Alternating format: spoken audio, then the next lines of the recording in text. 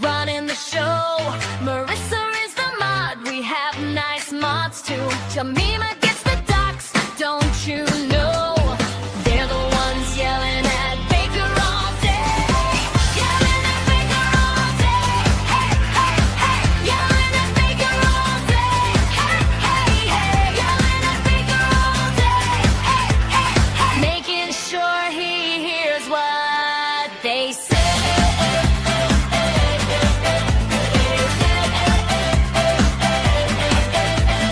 Jamie leads with power every day. Marissa keeps the order, come what may. Jamima brings the files without delay. This strong team is here to stay. Yelling at Baker all day. Hey, hey, hey. Yelling at Baker all day. Hey, hey, hey. Yelling at Baker all day. Hey, hey, hey. Jamie, Marissa, Jamima, we have nice mods too.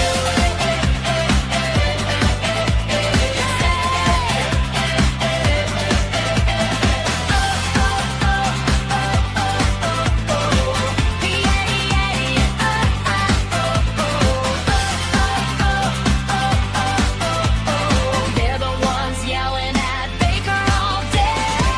Yelling at Baker all day. Hey, hey, hey. Yelling at Baker all day. Hey, hey, hey. Yelling at Baker all day. Hey, hey, hey. Jamie, Marissa, Jamima, we have nice mods too. Yeah!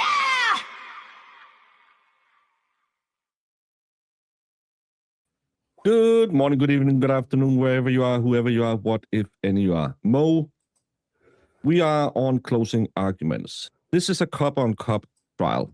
What has been missing in this trial when it is a cop who is accused? What do we normally see in the courtroom if a cop is on the stand? Well, we normally see a lot of police supporting the police officer, like the band of brothers. Good news. Oh, According to Aidan Carney and Jess Machado, at least 20 cops have joined today in support of the Commonwealth.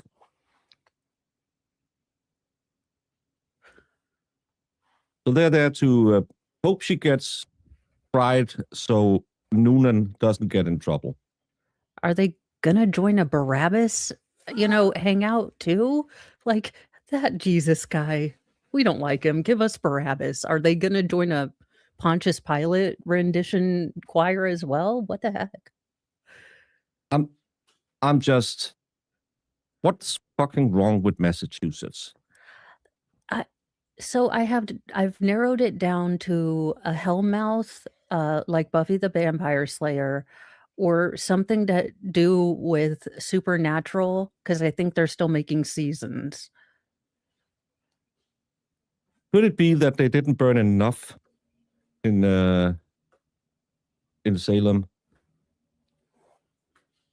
They haven't tried the cat bucket. I mean, we could paint it like y'all do now. We haven't tried the cat bucket.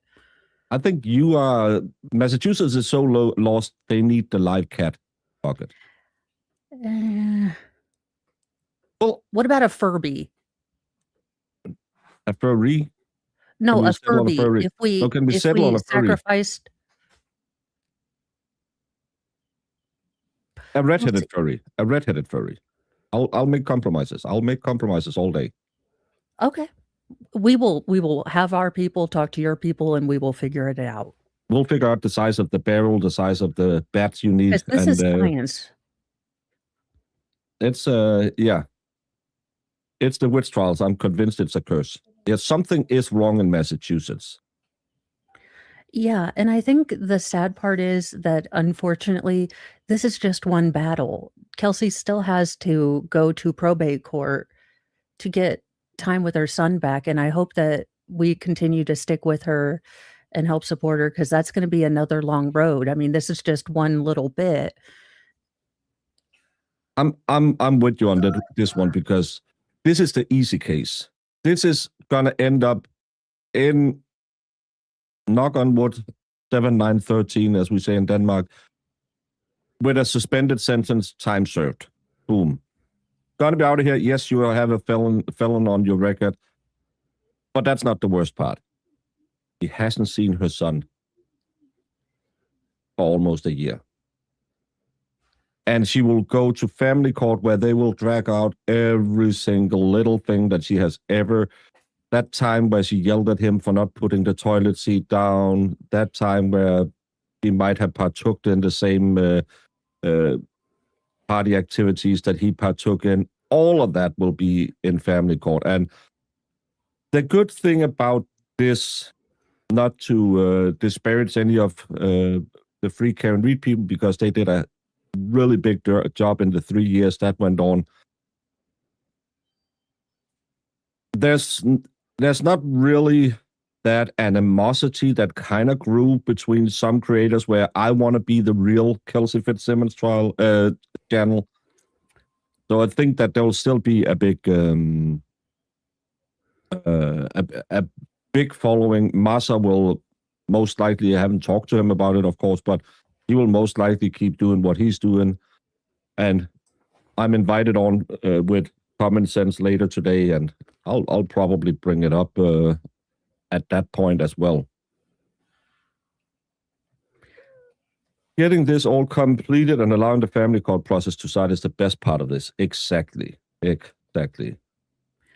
Yeah, and my only worry is that I'm going to butcher the alien family seems uniquely unable to follow rules, and I do worry that they have no limiting factor. It does worry me that I think they see the writing on the wall, how badly this is going for them, and that does worry me because at the bottom line, there's a child involved who should be the most important thing. And that's the thing they don't do. They don't think about the child. We have the rule in Denmark. Every rule must be based on the good of the child. And as I read the Massachusetts, that's the same. But then you have a family who has a weird connection to everything. And now we go to family court. Hopefully, some of the people up there who does the YouTubes and stuff like that can start and look a little bit into what's going on. Because we haven't really gotten, that's what we got in the Karen Reed stuff. We found out everything about the McAlberts. And I think this is a perfect job for people that are good at that, the independent journalists, to see those kind of hidden connections that, aren't always, admissible in court, but then things start to make more sense. Yeah. And again, we can talk about it online and we can raise awareness. It sounds so, hey, I'm woke. But no, you can raise awareness about this trial. I saw, again, not to be political or anything, but the Megyn Kelly network was coming in on it. I know she's a former commentator for Fox, I believe. Not sure. But she has like a big online news network, and they are talking about it now. And the more eyes you can get on it, because when I started watching this, it was me, Masa, Tryford, and Aiden he talked about it, but said, I can't do anything. It's my lawyer. So I don't want to be conflict of interest and put him in a bad place, because Aiden comes with a lot of goods, but there's a lot of idiots swimming in the slipstream of the shark. And he knew that, and he said, no, I'm not. I'm going to step back. And I think that has really made it possible to raise a lot of positive energy around Kelsey as well. And now he's covering it when we are in court, and I think that's also very helpful. But him being selfless and say, no, I'm not going to go in here, because again, he could have made his money on it and said, yeah, well, fuck her, I'm going to make my money. But he said, no, this could be a problem for her, so I'm stepping back. And I think that has, we were few, but we were there. And then it kind of, because we all look, what do the other do? And then Defense Diaries and Rungel and all of these people, Justice Serve, have been there for the longest time as well. They are like, okay, let's do this. And now, when we were talking the day before, we were like, where do we get it? NBC 10, I can't do that. It's geologged.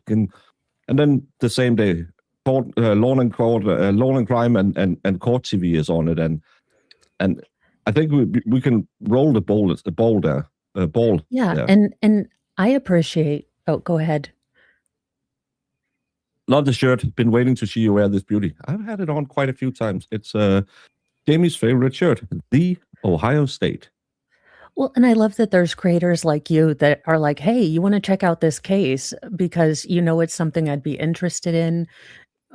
And you don't have, like a gatekeeper. I like that, I can help support. And the chat you've been so knowledgeable and the chat's been so knowledgeable that, it's been nice to be able to help, even though I don't know a whole lot and you guys can fill me in. So that's been really good. Yeah. And I'm not unique or anything. Everyone was like, "Oh, you're so nice. You're sharing all of it." No, we get eyes on it. More eyes, all the eyes. And I think a lot of people and people have been so generous with their time to go on Masa. Melanie Little has been there, and really, she has a massive audience, and she's dragging people in. I like when YouTube is like that. You and I have been here for 4 years now. We have seen when YouTube is not like that. Yeah. We have felt when YouTube is not like that. And it's not always fun. No, and I'm glad that I can be there for a mom, because I had people that were there for a really dark time in my life when I was a mom and needed help. And, in a very far back way, I'm glad that I can support. Yeah, and it's, again, that's, by the way, everyone go over and love, like, and subscribe to Mo as well, because Thank Mo you is very much. criminally undersubscribed. If you need someone to listen to in the morning, she does the news with her personal take, not to try and tell you what you should think, but that's how she sees them. And some days it'll be about kittens, some days it'll be about combat. Yeah, I find the stories that aren't front page news. Yeah, Mo is very, very funny. That's why I found Mo in the first. Well, Mo was coming around, but I found out that Mo was fun to stream with because Mo is funny, Mo is fast, and that's really that's what you need on YouTube. Thank you, OF. Thank you. All Judge McCarthy Newman did was enrage people to keep their eyes on the case. Her plan totally backfired. That fired up lots of law troopers. Yes, that's where the shift happened. When she was put back in prison for just asking for a modified bail condition, you could visibly tell, okay, this is wrong, because that's injustice. And we're law troopers light. We don't know the law, and we're led by, this looks interesting or this looks wrong. But the law troopers who has a real law degree and who knows the law, a lot of them, like the Motas or Justice Served, Melanie, you can feel when they get indignant about something. They go into fight mode when they see the law being used wrong. Yeah, and it definitely, I try not to get emotionally invested in the cases because we do so many that my stomach would constantly be in knots. But I've been up since 4 this morning, just like, okay, we're gonna be okay. Yeah. And this is exactly why I don't do that. I'm getting sleep. Yeah, I'm getting tons of sleep. I did my show this morning, and then I went to the gym and did 45 minutes on the walking pad, and then went home and I've slept till half an hour ago. I need to get back on summertime, getting up at 4 a.m. in the morning, because I then woke up at 2:30, and then I was just, okay, I'm up.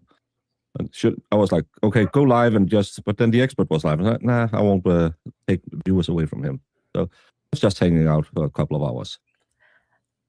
Did you see, I think it was the second trial of Sandra Vander Ark? Yes, so I saw that she had a hearing to petition for a retrial. I will be covering that. I just have to, I wanted to get through this and then be able to focus on that. Yes, and go follow Mo on Rumble too. We're trying to get her a little traction over there. Rumble is not good to small creators, but I'm growing steadily. I have $7. well, I have 3 viewers. Well, 2. I'm one of them. Me too. That's we're cleaning up on Rumble. Well, even Nick Ricada was, hey Rumble, can you put us on the front page, please, at some point? Because unless you are their political analysts or you are a gaming channel, it's not really for you. Yeah, I don't know where exactly to put my thing, so it's always like entertainment, true crime, but it's more of a comedy news. But one It's day not I'm just gonna for- put Grand Theft Auto 8 on there and see if anyone notice. Jake Hanna, heaps of love from Western Australia. Sorry, you don't have to be sorry. Thank you for joining us, Jake. Even though it's almost bedtime for you. I don't know if they switch over for summertime like you do, or else that's if they Yeah, do. I He's don't know. 7 hours ahead of me, or else he's 8 hours ahead of me. So that'll be 10 o'clock.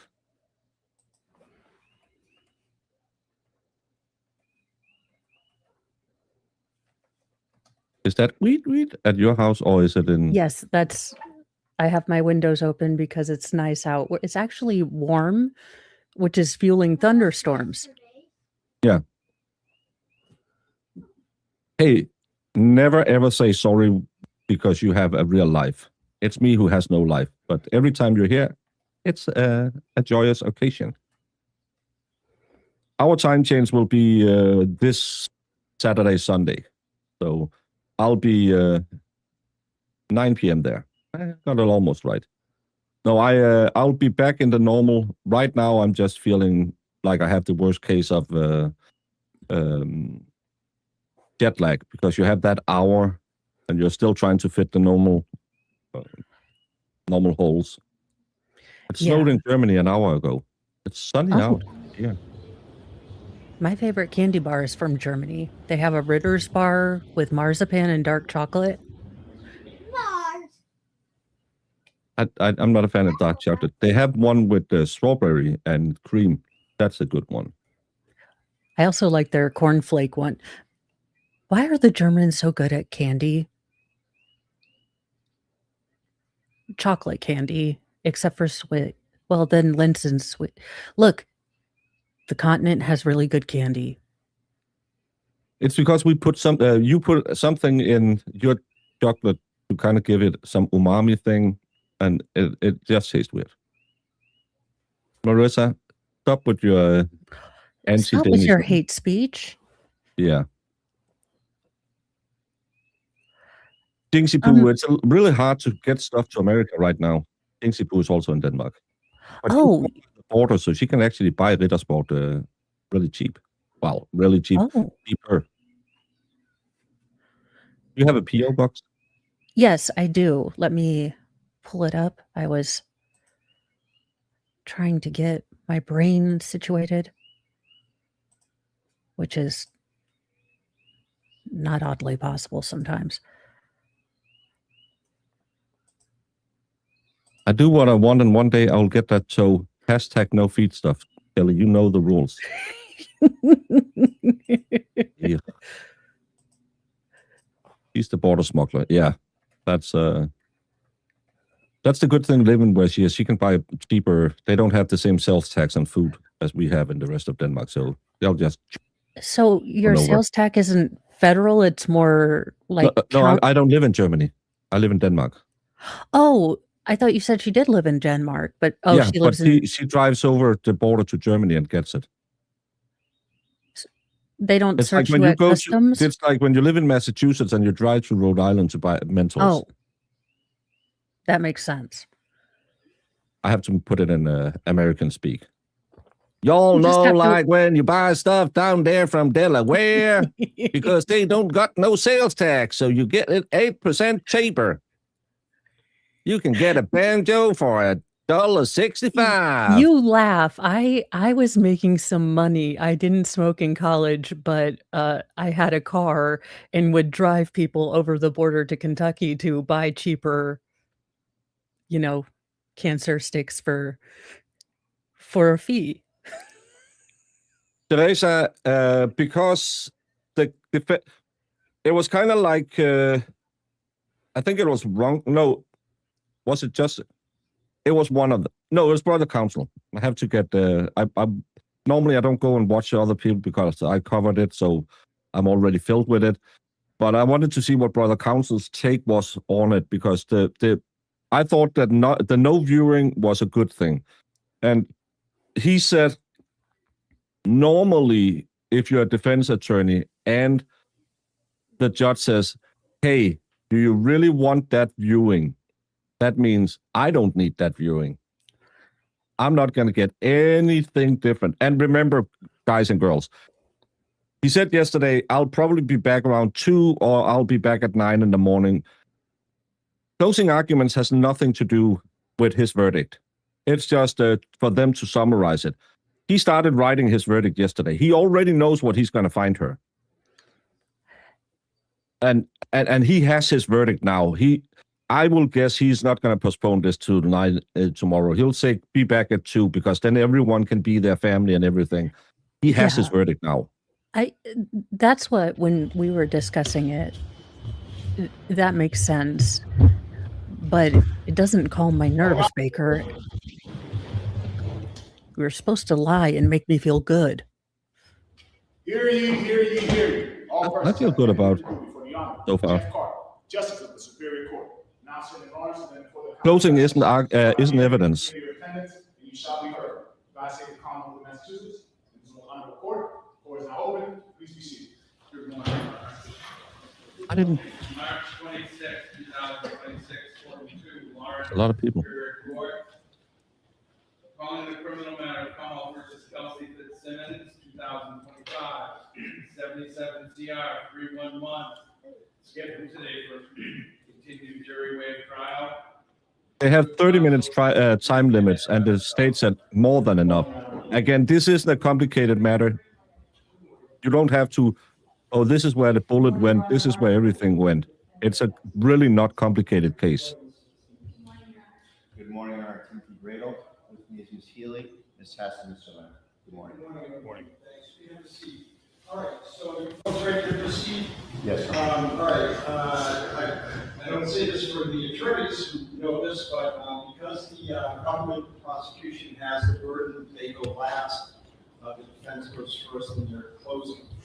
And Mr. Bradle, you may proceed. Thank you very much, Your Honor. Come on, Bradle.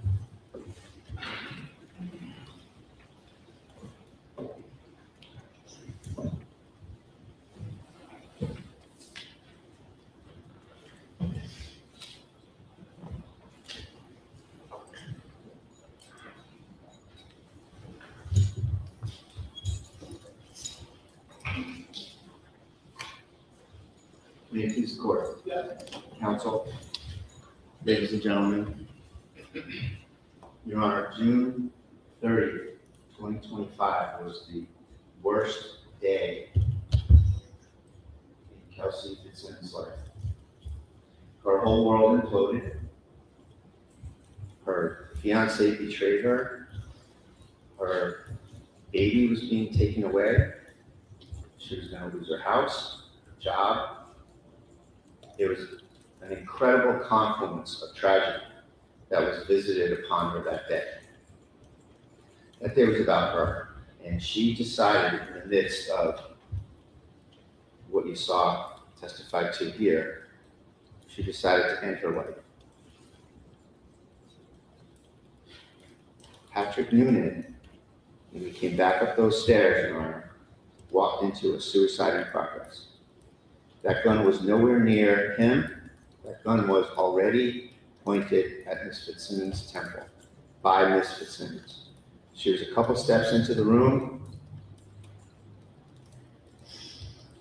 Officer Noonan, a gung-ho cop, highly trained, a SWAT guy. He'd already been ginned up all afternoon by the insane, ludicrous statements of Justin Elaine. He had that in his head. He walked in, and like all of us are susceptible to, he made a mistake. He shot too quick. He reacted too quickly. And instantly, he realized that he had to adjust the narrative. And that was easy, to just add 6 words to the equation, Your Honor. He said, words to the effect, she pointed the gun at me. 6 words. What did those words do at that time period? Those words made him the victim. Those words made him the hero. And those words, most important, made him untouchable. Those words were a defense for his future, his life, his reputation, and they were conveyed to a very willing audience. His colleagues, his brothers, his family, the investigators on the case. So that's really what happened here, Your Honor, and it is a tragedy, and it is something that should not result in any further harm to Ms. Fitzsimmons. This should be over. This should be an acquittal, Your Honor. I want to talk to you about a few of the elements that I know you're going to be concerned about. So, first thing I want to talk about, Judge, is the lack of motive and the lack of intent. Because when it gets down to brass tacks, I know that you're going to look at the law, you're going to look at the credibility determinations, and you're going to make a judgment. And here, this case fails. The Commonwealth ship founders on the rocks of lack of motive and lack of intent. Let's talk about motive. Everything in life is motive. And it's ironic that, us lawyers always say, oh, you don't need to prove motive. But you really kind of did. It's might not be an element of the crime, but motive is everything in this business, Your Honor. Let's look for motive or lack of motive. Fitzsimmons and Noonan are colleagues. They have already bonded over shared tragedies, shared experiences. They were okay with each other. They were friends. Kelsey thought well of him, and she thought well of her. She knows he has a family. She knows who his family is. She's not going to harm this guy. She knows, Your Honor, that he didn't do this to her. She knows that Justin Elaine did this to her. And she's, probably most important, she's been in those shoes before, serving restraining orders. She knows she's just a messenger. She knows he's just a messenger. This was the worst moment of her life, and she wanted to end her life. And how did she want to do it? She wanted to do it alone. She didn't want to involve these officers because she knew this was a selfish act. She came in here, and ironically, the most credible evidence that came into this case, Your Honor, was from the one person that didn't have to testify. And she came in here and she chose to testify. She waived her rights and she testified. And she showed, Your Honor, that she's a moral person. She's a caring person. You'll sit down and you'll deliberate, and you'll be drawing the inevitable conclusion that Kelsey Fitzsimmons is a moral person. You have to contrast that with the callous treatment of this case from the other side. Hey, we're going to go serve an order on Kelsey Fitzsimmons. Her ex-fiancé got an order on her, on Kelsey. Let's go serve an order. The answer, sounds good. Let's go. Talks to his neighbor. Oh yeah, I'm the shooter. I'm the shooter. She's a whack job. So you have to take these credibility determinations into account. And I know you're a gentleman, but you have to get down to brass tacks on who's who here. What else shows you that she's a moral person? She doesn't want to involve these guys. She's trying to get rid of them. She says, oh, the guns are over here, so she can go where they really are. She keeps trying to give Houston and Noonan baby things to bring downstairs. She's trying to get rid of them. She's trying to get them away from her. She wants to do this on her own. She doesn't want to have some sort of situation where she gets shot by one of her colleagues and friends. It's understandable because she's a moral person. She waits for her chance. She gets to her room. There's a distraction downstairs. She doesn't know what's going on because she's focused on the job she's trying to do here. The tragic, awful thing she's trying to do to herself. That's how you know she's telling the truth, Your Honor. You saw in the room, and I'll show it to you in a minute, the chest that she got the gun from, it's a chest on the floor. It has one of those pretty substantial lids that you have to flip up to get the gun, locate the gun, pick the gun out of the 4 guns, and stand up. If Noonan was standing right there in the door frame, that would have never happened. All those events, that little series of events, he would have been able to stop it. He would have stopped it. It tells you that he's down the steps. He was interested in the distraction downstairs. He saw Kelsey folding some baby clothes, getting baby things ready. His attention, it's human nature. His attention was drawn to go back down the stairs. He walked down the stairs 2 or 3 steps, 4 steps, whatever. And Kelsey told you, straight up, that was my chance. And she took it. And she went in the chest, zip 51, Your Honor, I'll show you right now.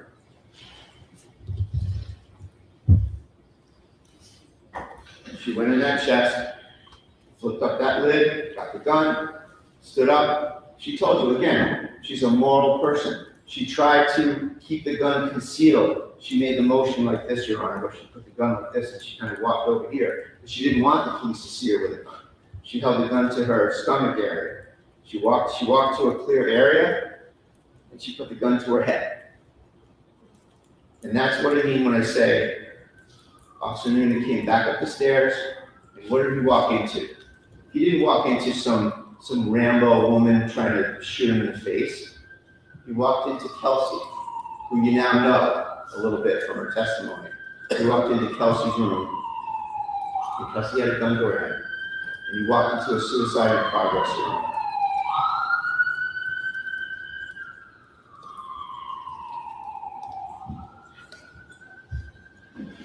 And the man that had just been holding a baby, that she chose to hold a baby, that she chose to feed her baby, walked into her suicide in progress.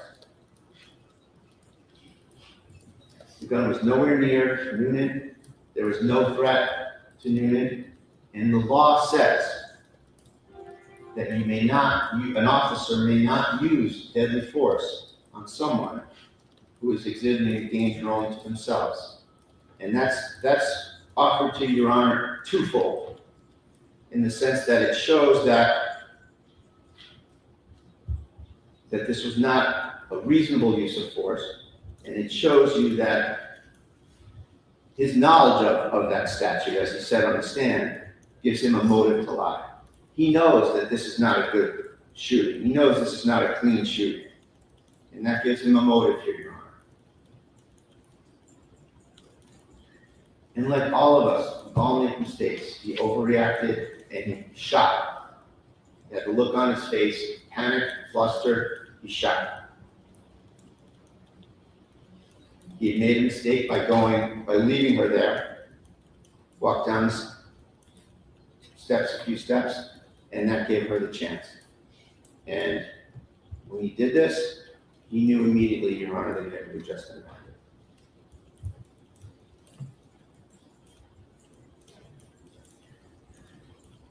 Filtered through the legal lens, Your Honor, that tells us that Kelsey had no intent. She had no intent to harm him. There's no assault here because she didn't have the intent to do so. As the fact finder, you can consider everything you said about motive, that she lacked any motive to harm this gentleman. In fact, it was the opposite. She thought well of him. She knew Justin did this to her. She had just trusted him with her baby, and she had tried several times to get these officers away from the situation. No intent to harm him, no motive driving her mindset to do so. Reasonable doubt, burden of proof, Your Honor. Where the evidence supports a reasonable and more plausible alternative, and that's shown here by Kelsey's testimony, it cannot be said that Commonwealth has proven the case beyond a reasonable doubt. There is reasonable doubt. When there are two plausible versions of what happened, that itself is reasonable doubt. The versions themselves, Your Honor, show reasonable doubt. Kelsey's version rings true. Noonan's version is all over the place. Noonan's version is contradicted by the strong consensus of everybody else in the house. Noonan portrays a couple different stories, but if you want to pick one where it's this drawn-out potential gun battle, where she's backpedaling, sidestepping, tapping, racking, there's commands going on, that takes time. It takes time for me even to say it. Never mind do it. And that's belied by everything everybody else in the house says. Everyone else says, Kelsey, no, 2 shots in quick succession, bam, bam. That does not fit with what Newman said happened. So, on that alone, Your Honor, as a fact finder, I suggest that your duty is accomplished quickly, because there are 2 extremely divergent versions of this event. And Newman's version has changed itself. Newman's version is inconsistent with who you now know Kelsey is as a person. It's self-serving.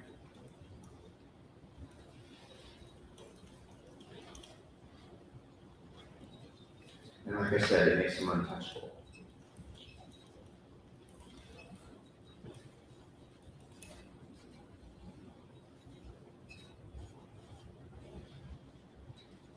And when you judge it against everyone in the house, he's the only one with the Rambo story. Everyone else has what Kelsey says. He walks into a suicide in progress, he sees it, he reacts, Kelsey, no, bam, bam. Brain freeze, mistake. Has to cover it up immediately. What else do we have? When you're a fact finder, you want to look for corroboration. What's the corroboration on either side of this thing? Or lack of corroboration, which is what really it is here. The big one, the big elephant in the room is that this department has no body cameras. We wouldn't even be here if they had body cameras. There's no evidence other than people's words. He said versus she said. That's oftentimes, almost all the time, not a good place to start for the Commonwealth. How many of these guys didn't do reports? What's up with that? Why didn't Trooper Strong put the body camera video on the witness he's interviewing? There's no science.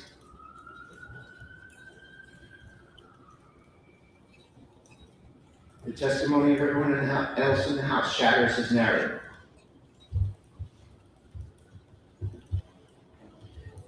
Kelsey Fitzsimmons has been blessed. She should be dead 2 times over. By her own hand, by the hand of Officer Noonan. Griffin, move the trash bag. She's blessed. She's here today, and she has a new lease on life.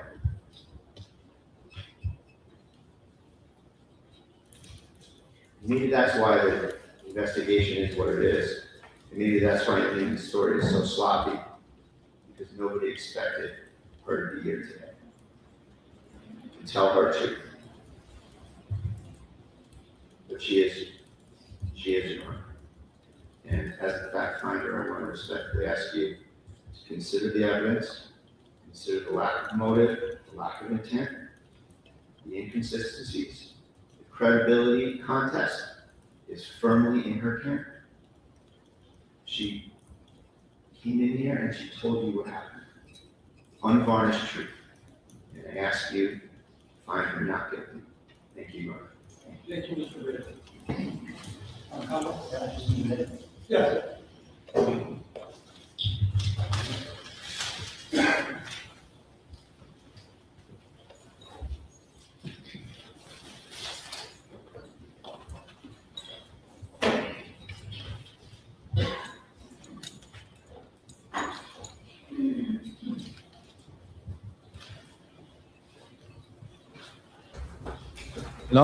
Not super strong.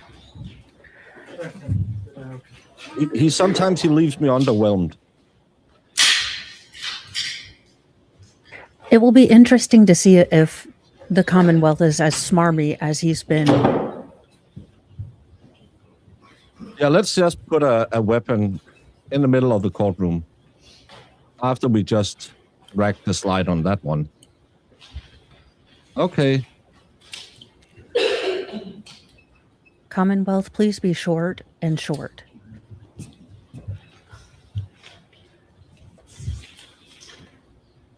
I mean, Yes. You may find a every microphone. piece of credible evidence in this case proves one thing, that she's guilty. All the testimony, the scientific evidence, the physical evidence, the demonstrative evidence, everything points to one conclusion: she is guilty. Even her own testimony proves she's guilty. Because it's impossible to have happened the way she said it. It is scientifically, mechanically impossible for it to happen the way she said it. Her story is that she grabbed a gun, put it to her head, pulled the trigger, and it clicked. The chamber was empty. That's what her story is. And that's what Officer Noonan's story is too. She pulled the trigger, clicked, nothing came out. There wasn't a round in the chamber. She even said she told everybody how stupid I am. I tried to kill myself with an empty gun. But what do we know about the gun? What do we know about her gun? Because after she went to the floor, Lieutenant David picked it up, put it on the bed. Officer Noonan picked it up and put it on the table. And then Officer Ford came in the room. And what happened then?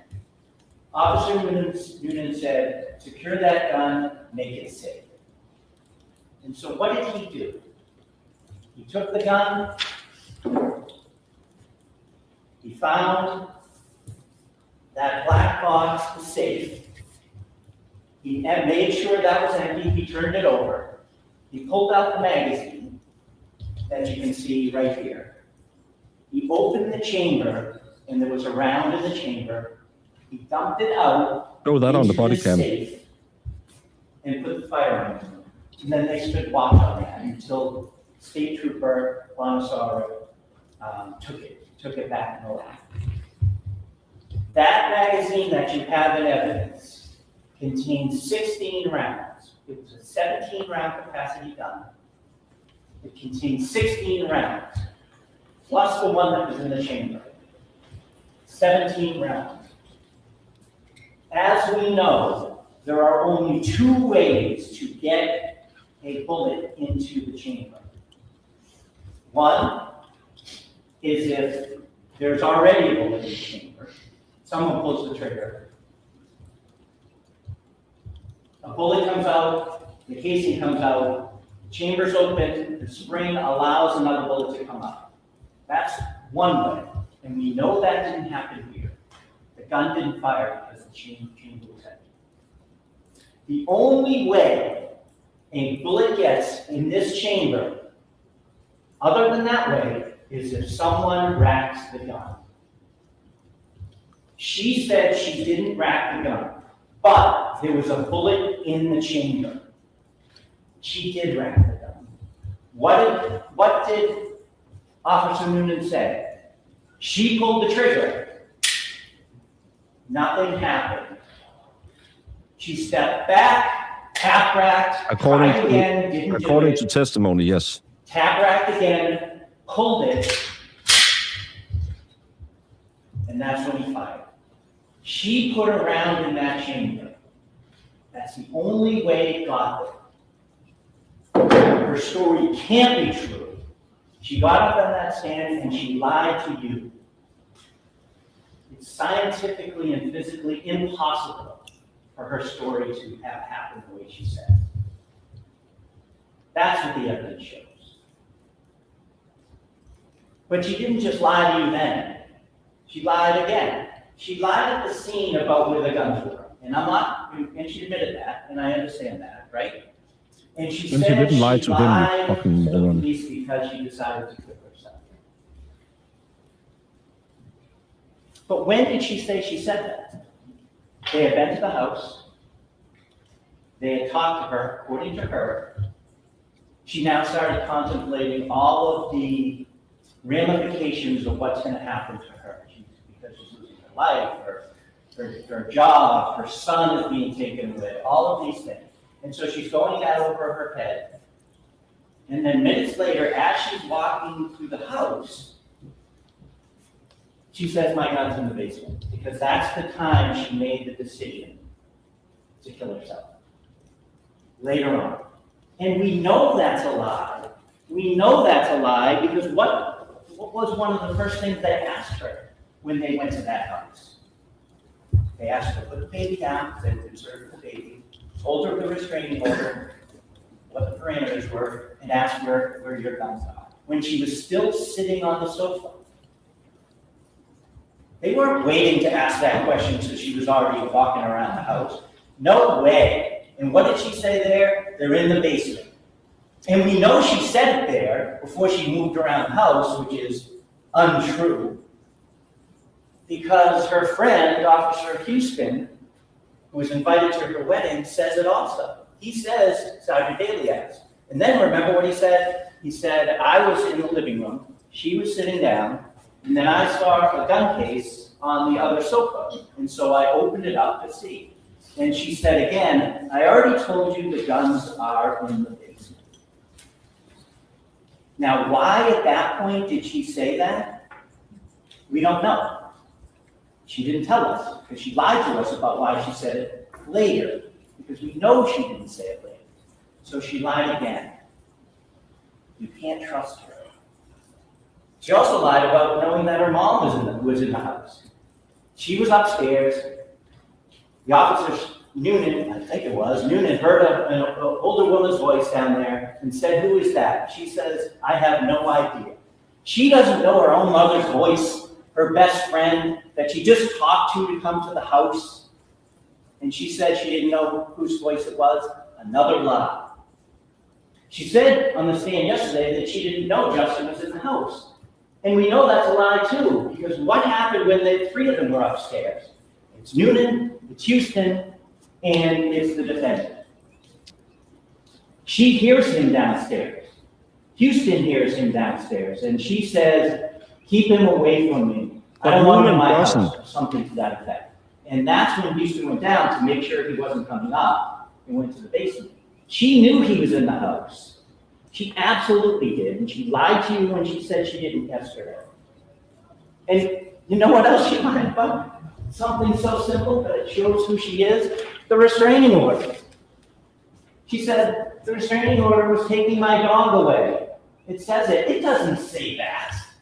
Nothing about the dog in there.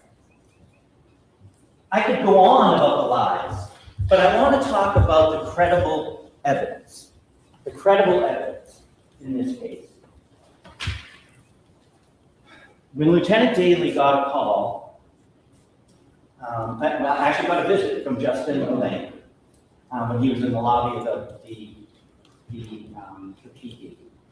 And Justin told him he got into an IA against Kelsey Fitzsimmons. And Detective Daly knew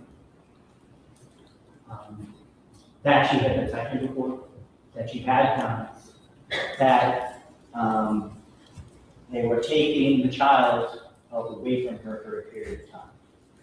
And so what did he do? He called Officer Houston. He asked Houston to call Daly to meet up. And why did he say he did that? He said because those two are cool, calm, and collected. They don't panic. They keep things calm. That's what he said. And that's why when he called Houston, he said, can you call Daly, we gotta do this. And so he wants you to believe, defense counsel, that Pat Newman was cavalier about, oh, okay, sounds good, we have to serve a restraining order, but that's not what happened. He was mischaracterizing it, and I hope you remember, in the grand jury minutes, because Houston had called Pat and said, hey, we gotta serve an order, can you meet me by the school? Pat said, sounds good. It wasn't until he got over there, it wasn't until Lieutenant Daly was there that they learned really what they were going to do. And they went over there. And defense counsel asked Daly, you guys were cavalier about it, you knew her, weren't worried about the guns, all this stuff.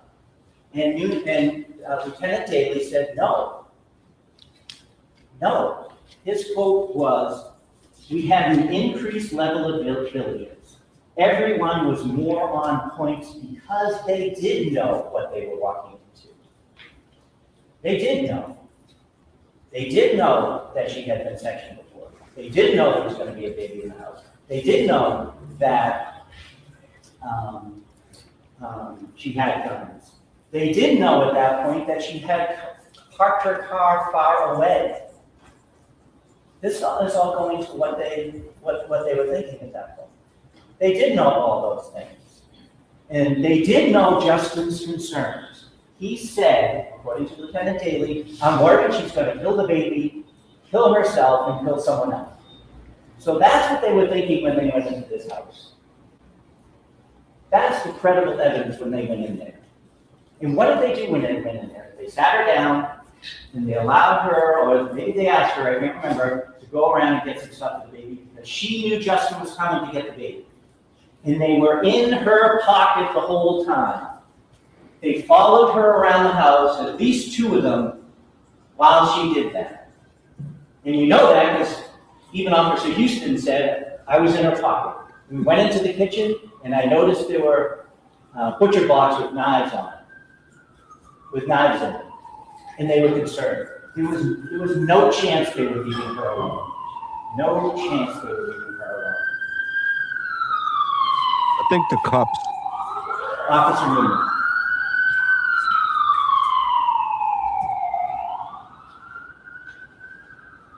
Officer Newman. All of the testimony that you've heard about Officer Newman, even from the defendant, he's a gentleman, he's experienced, he is by the book, and his training and experience starting in the military, through boot camp, through security forces school, security forces squadron, with all the training he had, and Humvees and helicopters, and the SWAT team, 2 times a month training, clearing rooms, clearing buildings, hostage situations, missing persons, shoot, no shoot scenarios, twice a month, and a 40-hour block every year. For over a decade he did that. And he moved to Lawrence, as far as the department goes, because it was busier, and he had more experience. He was cool, calm, and collected. There's no doubt about that. He said he was in And to shock. say when they're upstairs and he walks away and leaves her alone because he heard a commotion that Officer Houston was going to attend to is a joke. It really is. Now, how do you know they were going by the book at that point? And how do you know they were villages? Because they followed around everywhere. Because both Houston and Officer Newman said she kept handing us things and we kept putting them down. We wanted our hands free. because they were ready for whatever happened. Hopefully nothing did, but ready for whatever happened. So at some point, Houston and Noonan are upstairs, and the defendant goes into her room. And she hears Justin, and Houston goes down to keep the peace to make sure he's there. And Officer Noonan is watching her. He's watching her. And she's on one knee, and she lunges, and she disappears. And she emerges with this, pointing at him like she is trained to do. Click at his face. And what does he see next? He draws his weapon, and he says, his testimony, it kind of slowed down. The whole thing took maybe 4 seconds, maybe even 3.5 seconds. His training has kicked in. His experience has kicked in. It was a surprise to him, certainly, because she got the drop on him. And why did she do this? Who knows? Maybe he's right. Maybe she was going through him to get to justice. Maybe she was just so upset she was going to shoot anybody in front of her. Maybe she wanted him to shoot her. We don't know because she lied about it. We don't know.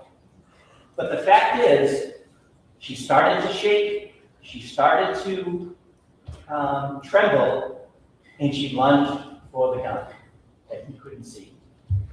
And what happened after she flipped? She stepped back, and now he knows, based on his training experience and the clip, there is not a round in the chamber. He knows that, and so he doesn't shoot. According to the defendant's testimony, he had every right to shoot at that point. And you know what? He actually did. He had a right to shoot her at that point. If you point a gun at a cop and pull the trigger, they get to shoot. But he didn't. Because he was controlled and disciplined. That's the way his career went. And so she steps back, tap, crack, and tries to do it. He doesn't shoot her dead. And what's he doing at this point? Kelsey, no. Kelsey, no. Because he knows the threat isn't there, really, because there still wasn't one in the chamber. Kelsey, no. Kelsey, no. He is being disciplined like we wish every police officer, every law enforcement agent in this country was. He should be applauded for his actions on that day. Tap rap again. Yes, click, click. Now he knows one's in the chamber. 4 seconds. She starts to raise it, and he shoots. He shoots twice. Misses To once. stop the threat. He stopped shooting when the threat was neutralized. No, he stopped. No, he That's didn't not know what- where the gun was. During his cross-examination, well, you would unload it or not. He goes, no, that's not what you do. You shoot until the threat is neutralized. She was now down on the ground. But his training and experience are still taking over at this point, because what does he do? He still has his gun on her, because the gun's still there. He can't see it. Lieutenant Daly comes in, Lieutenant Houston comes up, and what does Officer Houston say that he sees when he comes upstairs? That Officer Noonan is standing there with the gun low and ready. His training is still taking place. He's still doing what he was trained to do. The gun is put on the bed. He's calm and collected. He takes the gun and moves it away so people are safe. He's deliberate in those actions. When it's away from her, he starts to tend to her. Officer Core comes in and he asks Officer Core to make the gun safe. He's cool, calm, and collected. That's what Lieutenant Daly expected, and that's what he was. He didn't make a mistake. That's what the credible evidence shows.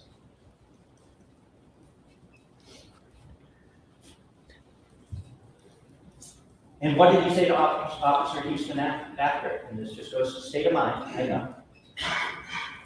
That she pointed the gun at me, and it clicked. And she tried to rack him up. immediately after. This wasn't him saving his hide or protecting himself. Seconds after this happened, that's what he said.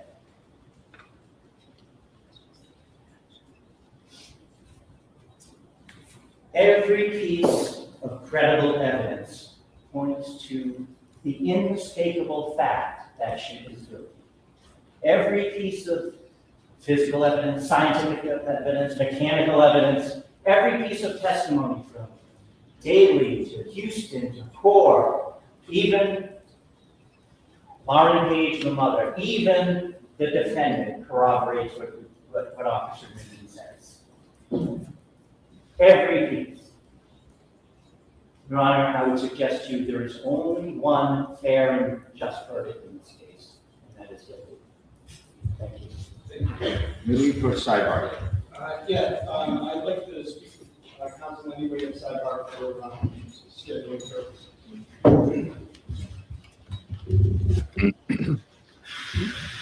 No one should be talking, you understand? Mo, you have 24 kids. Yes, I do have 57 children. How many times have you been dragged into those preschool, middle school theater productions where you have to buy that really bad pound cake and a cup of coffee for $20 to support something? Yes, I have. She lied, Your Honor. She lied. She lied about the dog. Hey, buddy, this is not evidence. You know, closing arguments is not evidence. Do you know when you should have impeached her on her lying? Mo, when would you have impeached her? In your closing that would arguments, that's be- not evidence. That would or- be when you're on stage when he stopped halfway through, like he had a hate boner growing, and then boop, that little pill just failed him. He had all of this. You know why he didn't ask her this? Because if he got a real answer from her, he couldn't have said she's lying. And again, if she had said, but I thought the dog was on, because Or I was told. or I asked Daly and he said, yeah, we need to take your dog too. Then you have to get. Also, Baker, you're a better payer attention, and I've asked all the chats, but in true Daryl Books fashion, can anyone tell me when science took the stand? Well, at the same time Nanya entered the room. Because she went out of view. Again, you fucking idiot. He never took his eyes out of her. But she was shaking, and then she was jumping, and then she was gone, and then she had a weapon. She has to fly into that corner, open that bag, pull out the weapon.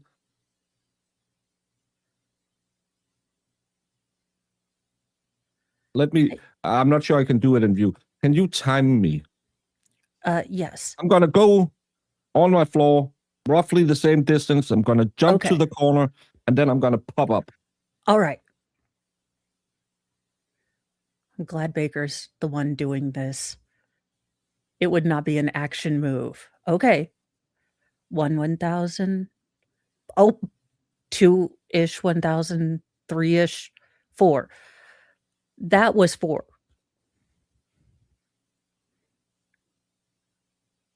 And that's in the best of worlds, why I don't fumble when I open the lid up and pull out the weapon. I was afraid I'd just seen you face plant, and I was like, don't laugh. Don't laugh, Mo. This Just is entrapment.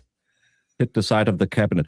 And I'll say I gave myself a rock burn because I landed on my knee. And now I'm I have a sorry. rock burn. Can we go back to the round in the chamber? Does the judge have to believe someone put one in there for Kelsey to be acquitted? No, because Marissa, do you know a funny thing? When you clear the weapon and say you found one in the chamber, you also have a full magazine where you can just do this motion.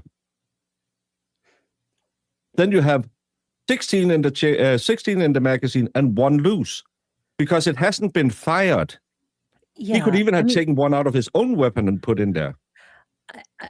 if I'm the judge after that, I'm coming back in 10 minutes, not guilty. But that's because I'm me. Yes. And again, none of this is evidence. And again, if I was the judge, I would sit up. I meet a lot of judges. We have a really cool female judge who will berate the Commonwealth if they don't produce and if they just make these statements. She will call them back because we have a lot of younger lawyers coming in having smaller cases, and she'll berate them that you never proved it. You're just relying that we believe what you're saying. No, you have to show us. He deliberately didn't ask any of the questions that would establish Kelsey as a liar.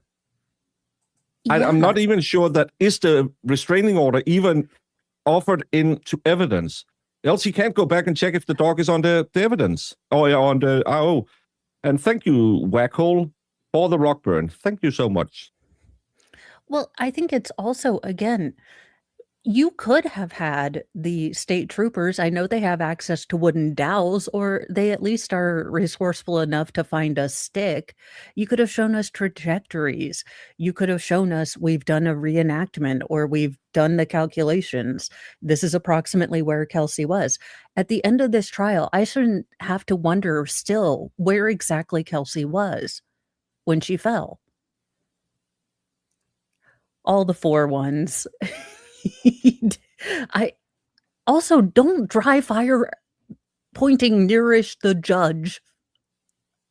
And again, even if you dry fire, even if you checked it before, every time you just do it just for the show of it. Just, yep, nothing in the chamber. Because that's what Noonan, the hero cop who missed 4 seconds of Narnia. Was this dude at the trial? Well, he didn't prove what he claimed that he proved because, again, he didn't ask the questions to prove that Kelsey is a liar. Yeah, it's really easy to say, hey, this is the restraining order. Can you show me where it states the dog is to be removed? Hey, are you sure you weren't in the living room when you told that lie about taking your guns away? And she would have to have said, maybe I said it. Maybe I got that wrong. Yeah. That would have been really helpful for the judge now. Yeah, again, because all you've done is basically claim that you have these things, but you don't actually have these things. And that's where people get pissed off at lawyers because While you folks are returning, the counsel are returning to counsel table, I'm just going to,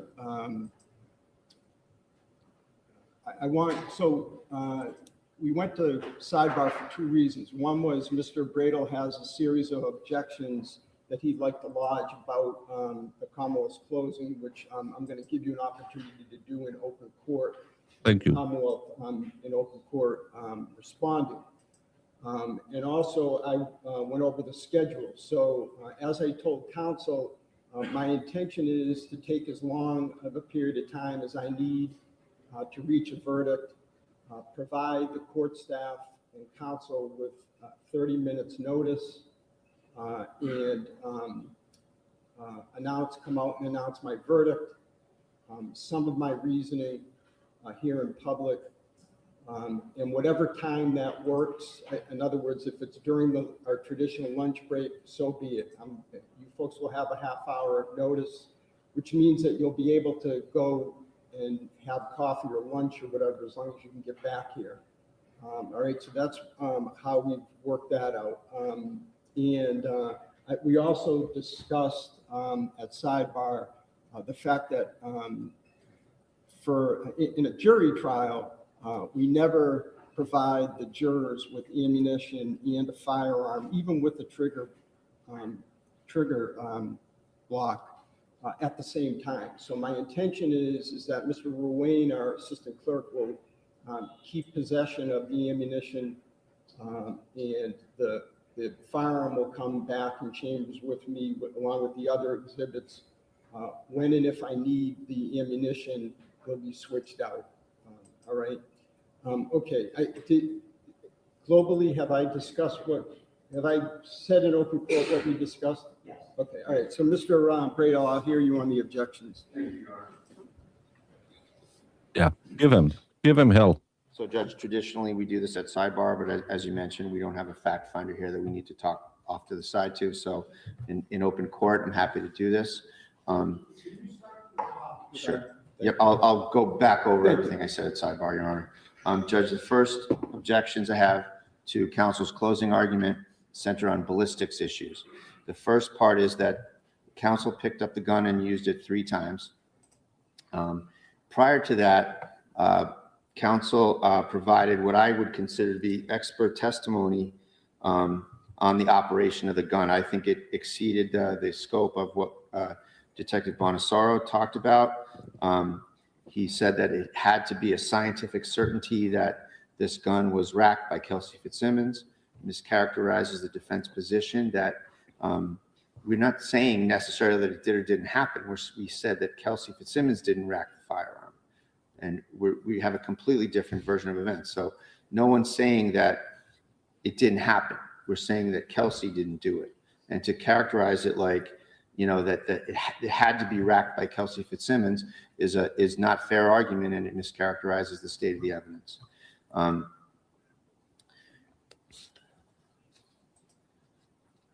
The second objection relative to ballistics, Your Honor, is that counsel was acting out. I believe it was the second time he picked up the firearm. Counsel was acting out on Noonan's story that Ms. Fitzsimmons had accessed the firearm from the chest and picked it up to point it at Noonan's face. And on Noonan's testimony, she just pulled the trigger and it clicked. Counsel's acting it out. Prior to pulling the trigger, counsel racked the firearm and then pulled the trigger. And that's not what happened on even Noonan's testimony. I'm happy to allow you to make a record, but Maximum of 5 years. the fact that there's 2 different versions of what folks testified about is fair game. What the issue right now is whether the Commonwealth argued items that were not in evidence or attempted to draw inferences from items that were not in evidence. So the disagreement about the racking is just not before me. Well, that's why I bring it up, though, Judge, because this racking issue has been brought up to the forefront, and he did something that is not part of the evidence. No one says that she racked the gun before the first shot, and that's what he did when he acted it out. So that's why it's a mischaracterization. I'll just rely on Your Honor's discretion. That's not what Mr. Kubatosi did, though. I did see him rack the firearm before he fired the second shot. He did it the second time, Your Honor. Okay, I'm having trouble understanding. Again, it's just that when you act out the testimony, you have to do it accurately, and he didn't. I'm going to say this in open court, and it won't be the last time I say it. Whether or not Officer Noonan exercised reasonable use of deadly force is not before me. That is not my decision. I agree with you, and I say it on credibility. And hold on, and whether the North Andover Police Department followed procedure in executing, serving this restraining order is not before me. Child custody is not before me. All right, visitation is not before me. What's before me is, has the Commonwealth proved beyond a reasonable doubt that the defendant pointed that firearm for any perceptible amount of time at Officer Noonan? Okay, so all of this is With just the not. intent to hurt I him. offer on credibility, though, Your Honor. Okay. Also, the Commonwealth said that on the scene, Ms. Fitzsimmons didn't say part of her story there, so therefore she's making it up. And whenever the Commonwealth tries to argue that a defendant didn't say something, that's very dangerous ground for the Commonwealth, Your Honor, that the defendant is under no burden whatsoever to say anything, Your Honor. And here to suggest that she's lying because she didn't say part of her story when she's shot in the chest at the scene is unfair argument, but it also violates her right to remain silent. And it's an intrusion on that, so I would object to that. I ask you not to consider that, Your Honor. Except that, Mr. Bradle, she waived her right to remain silent, right? She testified. So At the scene, though, Judge. Isn't it fair game for the Commonwealth to discuss the testimony that your client offered? The testimony, yes, but he's saying that at the scene, she didn't say XYZ when she didn't have to say XYZ at the scene. And that's, the Commonwealth can only argue that when a defendant makes a comprehensive statement and leaves something out of it. You can't say that especially in her condition, that she didn't say something and therefore she's a liar. She has a right to not say anything. So that's my point on that, Judge. And then the last two more issues, Judge, is that there was a mischaracterization of the evidence where counsel stated that Justin Alain told the officers in the lobby of the police station that Kelsey will kill someone else. He added that to the statement that you might recall, that he said he wouldn't be surprised if she didn't kill the baby right in front of them. That was the statement. He added in that she would kill someone else, which in this case is a very dangerous mischaracterization, that he's ascribing an intent to my client that she wanted to kill someone else, which didn't happen. That was not the statement. So that's a very important, very dangerous, very unfair, very prejudicial misrepresentation of what was attributed to Justin Alain in the lobby. She never said anything about killing someone else. He didn't even he didn't say that she said that. So I ask you to strike that and not consider it. And the last thing, Judge, about lying about the dog on the restraining order, Your Honor, that trying to take her dog. And it is in the complaint to the restraining order by Justin Alain. I know he's trying to do a second closing, but the evidence is what the evidence is. Yeah, but Judge, you can't say, when you have the discovery on the point, you can't say that something is a lie when you have the papers that show it's not a lie. And the box was checked in the complaint to get her dog. So that's a mischaracterization of the evidence that needs to be corrected, Your Honor. And that's my last point. Thank you. So, Commonwealth, from my perspective, with all due respect to Mr. Brado, who's done a terrific job advocating for his client, I view that as nothing more than a rebuttal to the Commonwealth's closing. So I'll give you a few minutes to rebut these things. Let me say this, though. I don't believe that there was any evidence before me that Miss Fitzsimmons was sectioned previously. I think that the way I view the evidence is that this is what the police believed. It was part of their state of mind in serving it. But I'm at a loss, frankly, that, in other words, what I'm saying, Mr. Bradle, is out of all the items that you argued about the Commonwealth purportedly arguing something not in evidence, this sectioning, alleged sectioning that happened prior to this, there's no evidence of that before me. There's mention of it, and it goes to the officer's state of mind. So, and that's all that in fairness, that's all that you argued, Mr. Gubitosi. But I guess what I was getting at is if there was anything at all that came close, that would have been it. But Mr. Gubitosi, I'll give you a few minutes for your rebuttal to the rebuttal. I don't think I trust you to have sifted through what's relevant, what's not relevant. The evidence is what the evidence is. Closings are not evidence. I would suggest to you that, I guess I do that I argue the evidence that came from the witness stand and from the exhibits to Rubanasaro absolutely describe the ways that firearm works and how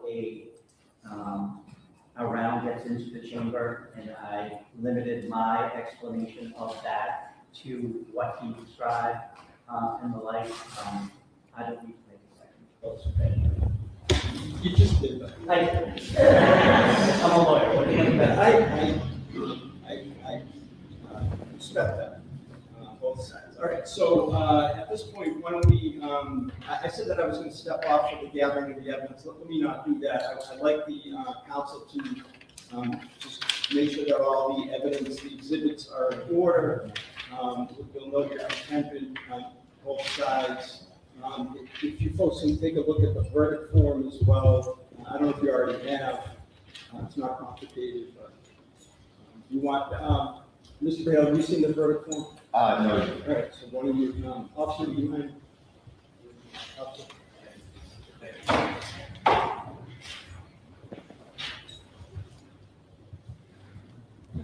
Jen.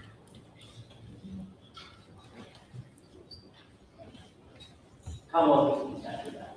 Same. All right, content with the verdict form, but we're still working on the exhibit. Yeah, we'll take it. Yeah, that's fine.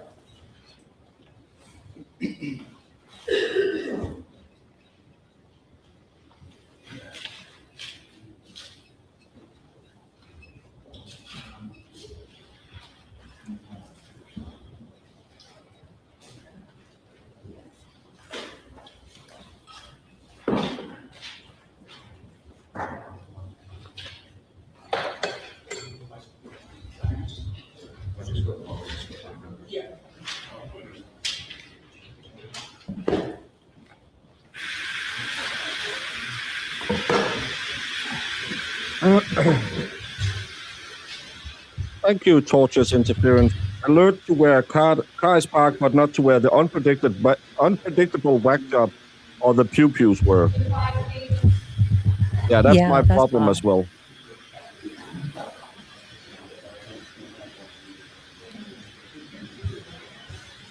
She's just a grim reaper, this lady. Yeah, she doesn't look like she's ever smiled. Oh, my children was born today. This is the happiest day in my life. I think she's Scandinavian. What else was about the availability of the support group this afternoon, so check them out.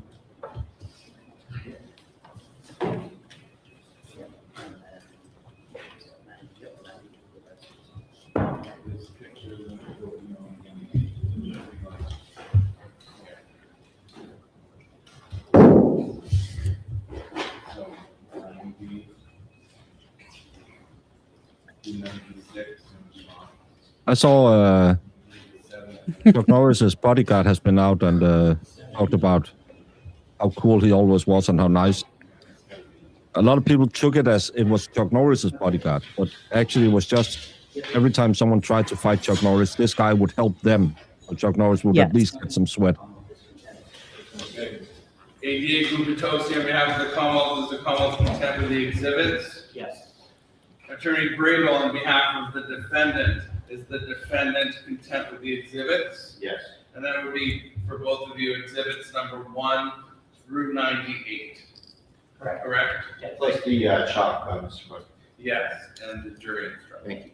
Yes. In 98, I thought we had, what were there, 100 exhibits? No, 98. Okay. I'm sorry, okay. So, and Mr. Wayne, I think it makes sense as a jury trial for you to swear our court off something.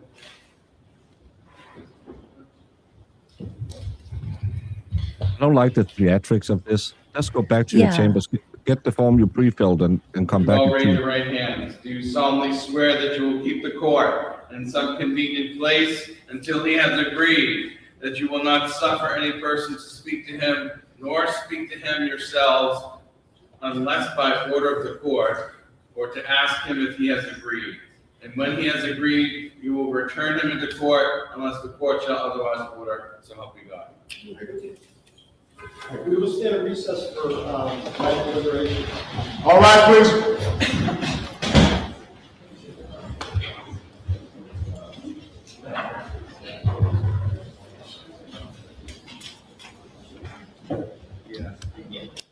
Please exit the courtroom. Oh, she sounded nasty. Yeah. I'll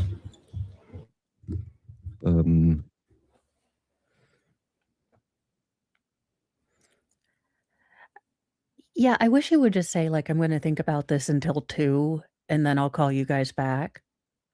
well, at least we'll get 30 minutes. So I'll set up a stream and just set an imaginary time, and we'll keep. I'll set it up Sounds for good. 2 o'clock, and then if and when we will go live. But let's just talk about what just happened, because now I got the Yes. the way he responded to Bradel's arguments made me kind of think that he's only looking at this. Could she have done this? And then it's enough. I read the article as she needed intent to do it. Yeah, that's how I read it, but the way he said if at any perceptible time Yeah. the officer could have perceived, at any point when she was moving her arm up, he could have Yeah, she perceived that did it it was in this way, or when he shot her, she did well. No, that couldn't. When she took it down to racket, she did this. maybe. I mean, part of me feels like, again, Bradel maybe should have been quiet because I do think that the section thing, which has always struck me as odd because they've never brought it in, I I do think them continuing to bring that up without having proof that she actually was probably the only thing they could have gone because this case really is a he said, she said, so it does have to kind of go with she's a liar. Well, Yeah. Jenny Lynn says, I can tell the judge has already made up his mind. I believe it would be not guilty. He made up his mind yesterday when he stepped out of the courtroom and he started writing his verdict yesterday when he exited the courtroom. This is not evidence. This is their summation of what the evidence shows. He is the fact finder. It's more or less just theater because if he is a good and impartial judge, you shouldn't have a closing argument because there's no need for it to summarize the case because he has all the facts. You'll give them the chance to summarize it and then he can maybe see, oh, well, I need to go back and check out that part. But the entire closing argument by Gubertosi, in my opinion, if I was the judge on this, falls on she went to Narnia. She disappears for 4 seconds. You have to hold two very, very opposing ideas at the same time for the state's argument to work. He is a super trooper who never let her out of his eyesight, and then she was a tactical, she suddenly turned into Jane Wick, who had lost her puppy, and she wasn't going to take shit no more. It makes no sense. And how is he both, again, shocked that she's doing this and able to tactically pull his shot, then he shoots her again. Just the way he tells it doesn't make sense, but the way Kelsey tells it makes sense. I wish that Bradel had maybe stuck with that. Your Honor, I'd encourage you to go look at the testimony. Remember the notes that you took in your testimony. And when you're thinking about that testimony, think about how many times you had to stop during Officer Noonan's testimony and really figure out how any of this was possible. But in Kelsey's testimony, you didn't have to take notes. She accounted for what she did wrong. She mentioned that he had every right. This is not, I wish they had been less about Officer Noonan and the cover up, because I think had this been, this is Kelsey taking responsibility for what she did, but she will not take responsibility for what she didn't do. And the state is trying to make her take responsibility for something she categorically denies. Yeah, a female cop with less than 2 years experience, overwhelmed cop with tactical training and decades of experience. And again, we go back to talk about Noonan. Noonan, who was calm, collected, and made the right choice, had a gun at this distance from his head. Then he made the tactical sound decision of giving her 14 more feet of distance between them. We are only going by Noonan's testimony, not what everyone else says, because he was the only one in the room who has any say in all of this. This is the distance the gun was in when it clicked. This distance. What did he do? He waited. He waited, let her rack once, waited, rack a second time, not expending a bullet, yelled, "Don't do it, Kelsey. Don't do it." Bang, bang. Or, "Don't do it, Kelsey. Bang. Don't do it. Bang." One of those two scenarios.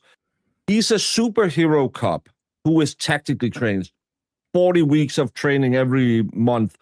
Him and Captain America, they went into behind enemy lines in Germany. But at the same time, he doesn't do the instant it clicks, no matter how shocked he is, there's one and only one response that should automatically get to his little brain. Close the distance. Anyone within 20 feet of you is more dangerous with a knife than with a pistol, because you can get really stabby really fast. The only, and this would, I don't know what his SWAT training is, but I'm pretty fucking sure that his training was, if it clicks, you rust the shit, because you will have to rack it again before it's an automatic. It's not a revolver that you can just manipulate with your finger and pull the trigger again. He has to take it down, rack it, and pull it up again. Let's just say I'm not an expert. Let's time it out. Click. Even Mo with her bad legs could have been on me at that time. Yeah, and again, the story makes sense the way Kelsey takes. You don't have to make these leaps. She doesn't have to apparate. She doesn't have to be a wizard.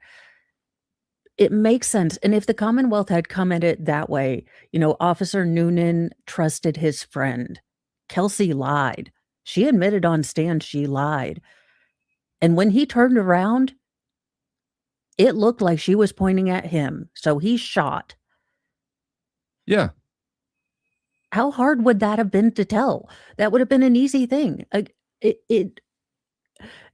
Because again, both stories could be true if she's, pulling and racking and he sees from the stairs and he says, I pulled the first shot because I said, Kelsey, no, Kelsey, no. And,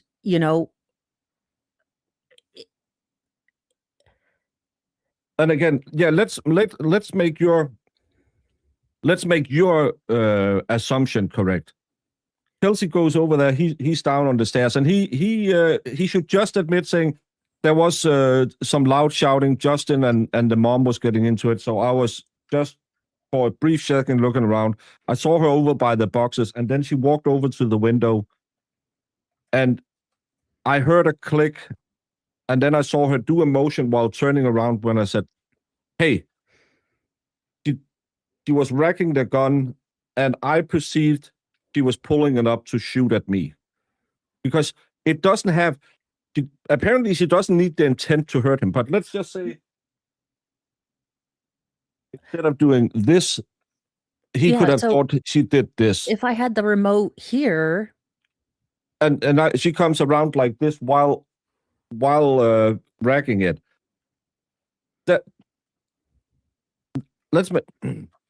I came back into the room. She stood by the window, and I could see her taking her arm down. And I said, Kelsey, she turned around. And as she turned around, I saw her rack the slide of her gun. I pulled out my weapon and said, Kelsey, don't do it. Kelsey, don't. And when she had racked it, she continued to raise the weapon, and I fired. Yeah. Because he does just need to prove that he perceived a threat to him when she pointed a gun at him. Yeah. And that's why I don't understand the argument, because I think it could have been really easy. Again, the Commonwealth is, regardless of which of these stories are correct, you still brandished a weapon in front of a police officer. Yes. That's the base story. We don't have to call her a liar. You did it. Done. Yeah. Yeah, that's that. And Noonan's story gets too convoluted because he puts in Nanya. Nanya is the big problem. Again, I had my eyes on her constantly, but she hides behind the wall you can't get behind because there's a big old box filled with weapons that he never checked. And again, it's not about all the mistakes that was made in this case. But he said he's such a hero cop that he knows how to handle a crime scene. He walked into a room where there are 3 weapons stored right next to the door, and he never ever just say, "Okay, wait here." Oh, fuck me, there's 3 weapons in this box. You said they were down in the basement. I'm just gonna give you some handcuffs because now we have to go all over the house and find your weapons. And why the hell did they put the shoebox on top of the green box, other than to set up the scene that Noonan? She went over. Another thing, Noonan is standing over there and by the door, and she walks around in the room, and she goes over there and she just reaches down, opens the box, and he doesn't really. He thinks she's getting some stuff. She has something in her hand to cover it up, and then she drops it, comes up with a firearm, and clicks in her face from that box that was on top. That she didn't need to go all the way down and didn't have to get it out of a gun safe, because remember, they took the black box that was for her gun safe. Was that closed? So you have to open the box, then you have to open the gun safe and retrieve the firearm. That just adds seconds that Noonan didn't look. Noonan going halfway down the stairs to see, is anything coming up again? Kelsey standing over by the window with her. I can make the time zones fit. I can never make Narnia fit into the story. No, and that's the problem. When you have lived with someone like this who used to work on a security force, who tends to be that observant person, you can tell that he wasn't paying attention. He should have never let her hands leave his line of sight. Yeah. Why were the weapons not secured? Again, how many times do they take criminals' words for it? The devil's lettuce isn't mine. Winterbuck has a great question. Hey, Justin. We're going to go into this house where you told us she's going to use Yosemite Sam the house when we get in there. Where does she store her weapons? Well, there's a gun safe in the kids' room. There's a kind of like a lockbox that she has in her bedroom where she has her service weapon. And there's a gun safe in the basement, but I emptied that yesterday. Okay, thank you. Hey, Kelsey, we need to get your weapons. Instead of getting diapers and formula, take us up to the gun safe. Open the gun safe. Give us your weapons. We know there's a lockbox in your bedroom. Open that. Oh, thank you so much. Now you can get the formula. Now you can get all the shit. Also, are we still counting wrong? Because that's 4 hand force multipliers. If there were 3 that continued to be in the chest, the one they secured from Kelsey. There was 2. There was a baby. That's 3 6 hours. 3 6 hours in the chest, and she had a Glock. Okay. Which is confused because how did we not account for that? Well, that's what super cops do. They surveil the scene and they say, okay, there's a lot of weapons in here. Let me just stand like this. Because they know how to secure a scene. Yeah, really easy. Give her some handcuffs. Again, he can't be Mr. Perfect and be the worst cop in the world. No, but let's not bring Hudson in like or Houston. I always want to call him Hudson. Houston in like he is. That man's most excited moment, he looks like Baker right now. That man was barely alive. I was going to put a mirror under his nose. He's like, yeah, we served a search warrant. He did I think his wife had made him do the tap, so he's alive still. He's just sitting at the kitchen table. Just so she knows that he's still breathing. He's the soul of the party. He was invited to her wedding. Why do we have him here? Yeah, well, then the family won't be the most boring people. I do kind of want the backstory about what happened at the bridal party, because y'all know it's probably the dumbest, stupidest thing ever. Justin didn't want to get married. Justin didn't want to be a dad. Justin Justin probably wanted to finger bang one of the bridesmaids. Justin wanted to get high and just sit in a room and do Adderall with his brother. Justin didn't want the bridal party. Justin said, fuck this, I'm out. And then he figured out, oh shit, I'm going to live with this crazy for the rest of my life. No, I don't want to do that. And I think Sounds about right. Courtney probably didn't like Kelsey that much, and then she started a fight. Yeah, girls don't tend to like girls that are prettier than them. And that's not beef, that's not shots fired, that is just observation, symmetry, and geometry, ma'am. I'm sorry. But yeah, especially if you're a certain type of woman, you don't tend to like women who are doing things with their lives. Courtney was how old? Living at home with mom and dad, no boyfriend, no girlfriend, no kids. And then you have this hottie McHottie coming in. They date for half a year, then she gets pregnant. Now they're going to get married. I'm not saying women, but some women don't like that. Yeah, which is a pity because, you know, strong women are awesome. We just had our national election. They're like, oh, 48% only is female. When are we going to get equality? Well, it doesn't matter if you have dangly bits or not. It matters how Yeah, great a politician you are. I know. Can we stop? I am just speaking for me, but I would like to be spoken to as a responsible, intelligent human being. I would like politicians of each side and flavor to not address me as my uterus. Thank you. I think that could be a cool name, Miss Uterus. Ooh, side channel. All That's the uterus your talk all new the channel time. where you're going to talk about makeup, childbirth. Fallopian fab. Fallopian fab on a budget, Baker. I'm here. You've been trying to get this budget beauty thing going. Every Saturday, we will be discussing periods. Are they your friend or your enemy? You hate to have them, but you hate to miss them. I think in the end, she's not a good drunk. Neither is my husband. He just doesn't drink. Hey, is Kelsey perfect? No. Kelsey is a typical hottie girl. She falls for the wrong guy. Like every other woman, she was about to get married with the wrong man. Every woman in history has married the wrong man. It's just how biology is. Your wife will tell you that she made a mistake. But that has nothing to do with this. This is all about Justin didn't want the responsibility, and his mom told him, you get me that baby.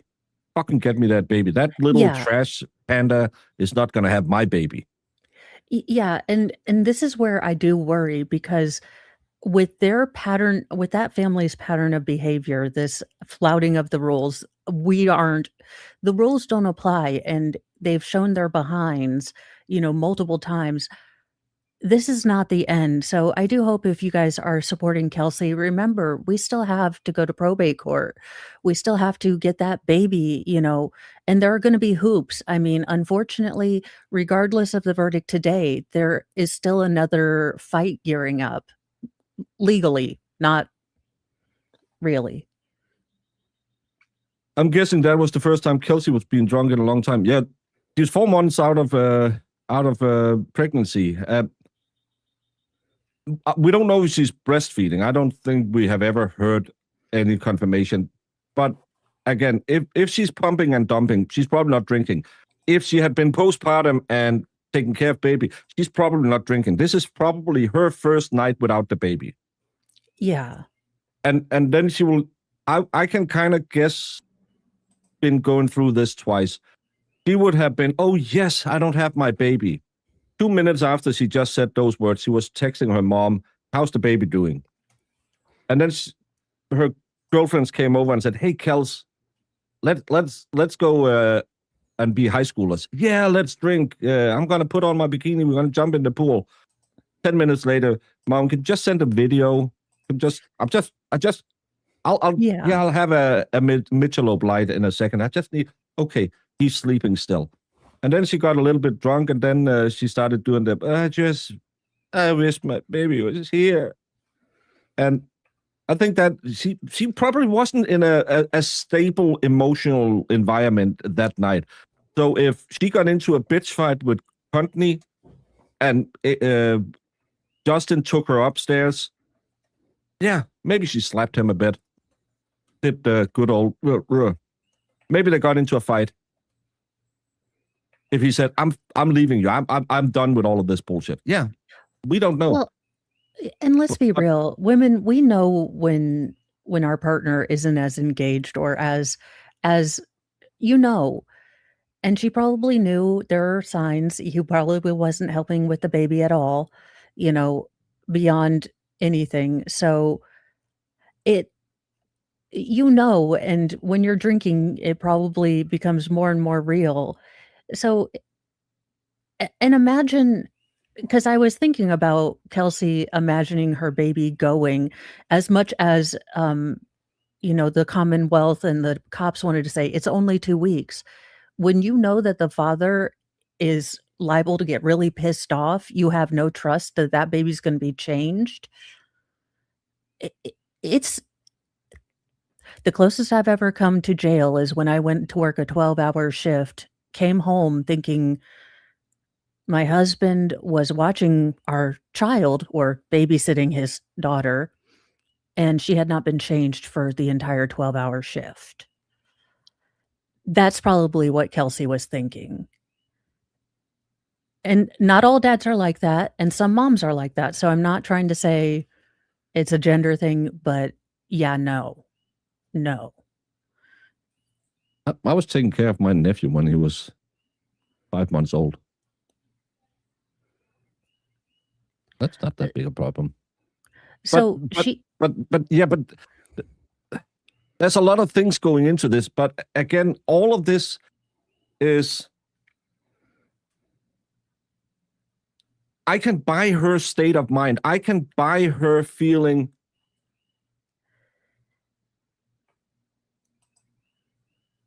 when you meet adversities in life, some people act, some people despair. I've been the designated, hey, you take care of that, when both my mom passed away and my dad passed away. My dad told me, I can't handle it. I'll take care of the funeral. You'll talk to family. You'll talk to everyone. You will have to go on Facebook and show it. And I do that. And then 5 months later, in the middle of the night, I wake up and I'm pissed crying. And I'm like, what?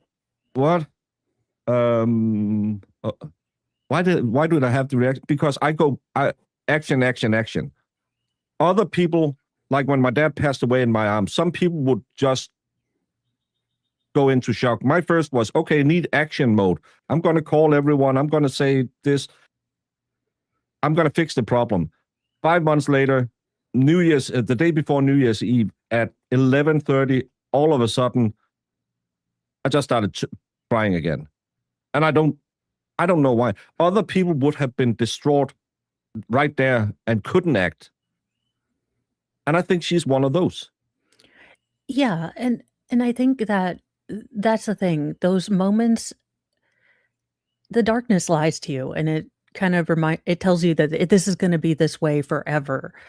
And it's so important. And regardless of whatever happens at the end of this trial, I do hope that, people reach out, because Kelsey, for whatever else she did, she is a good and strong reminder that darkness is a lie.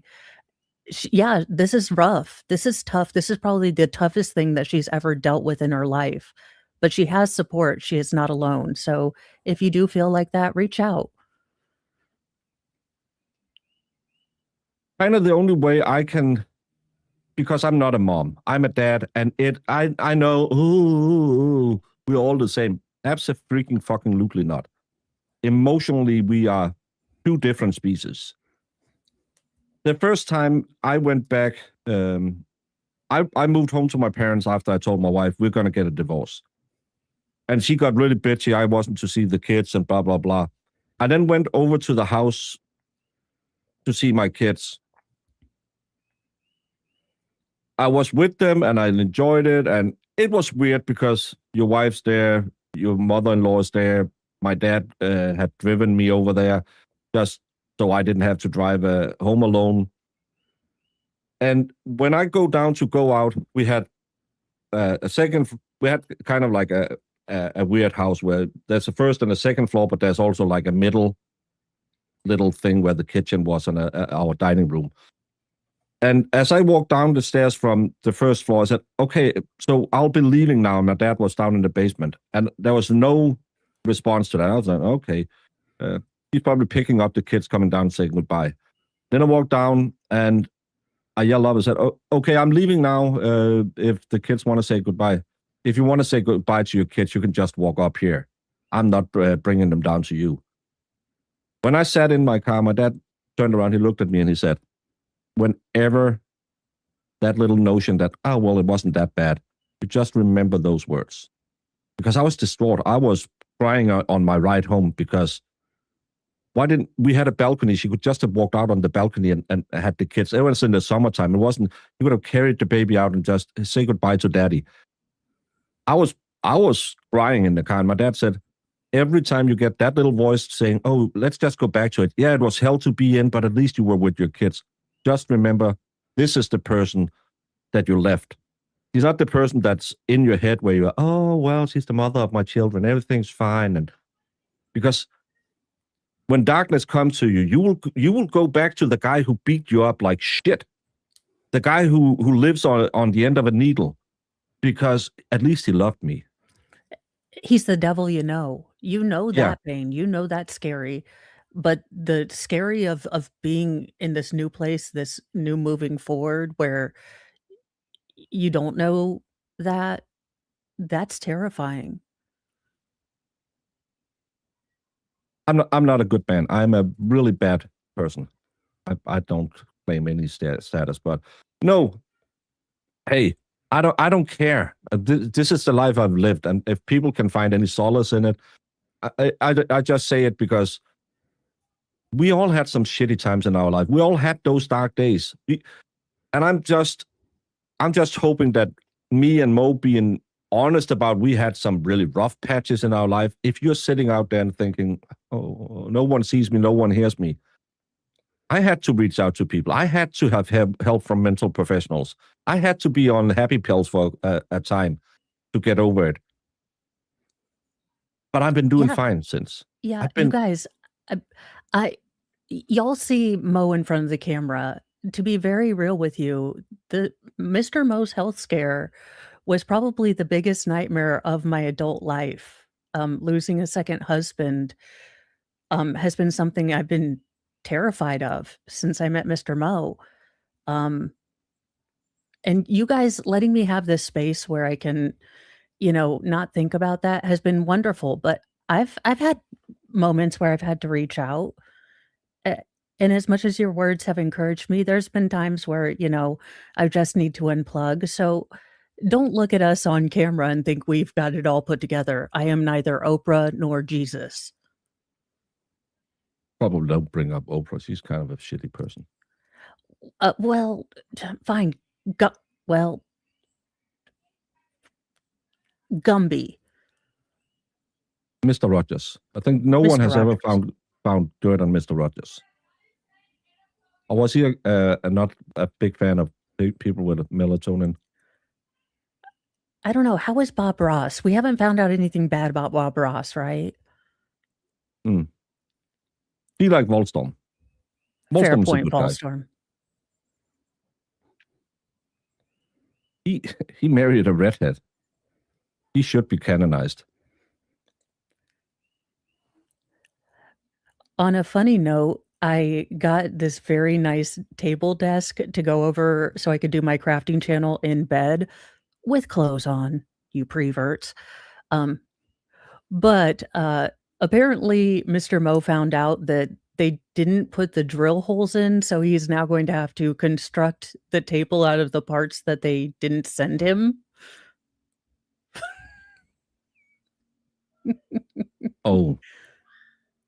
Mo is more like Martha Stewart. Doesn't snitch and could do time and come up bawling with Snoop. Oh my Bob Ross, yes. We'd need like a Mo, because we've got Martha on the Heartha, you've got Snoop on the stoop. All I can think is Mo in the hoe, but that's the only thing that I can Well, find that's right. for gardening. Yeah, except that Mr. Mo's the gardener. It Well, works. you can lie about that. It's the internet. True, true. Never craft naked. Hot glue guns are not your friend. Yes, That's the thing crafting when- and cooking bacon. We have caramelized potatoes as a big thing for our Christmas dinner. Ooh. It's good. You should try it. And I like to make them with honey and sugar. So you just melt some sugar, honey, and put some Ooh. butter in it, and then you'll caramelize that, and then you'll just flip your potatoes into it. But I got a call while I was making it at Christmas from my daughters, and it got a little hot. It freaking got the sugar started boiling and splatting. Oh, That hurts. yeah, I've got burnt sugar. I have like a big old scar. That ish is hot. That's like napalm. You have to cut it out of your skin. You can't just or peel it out of your skin when it goes cold. Yeah, pretty much. Bob Ross served in the U.S. Air Force in medical records, discharged with a rank of E7.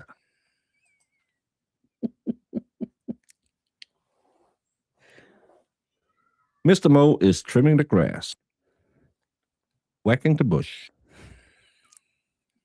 Did you see that Airbnb?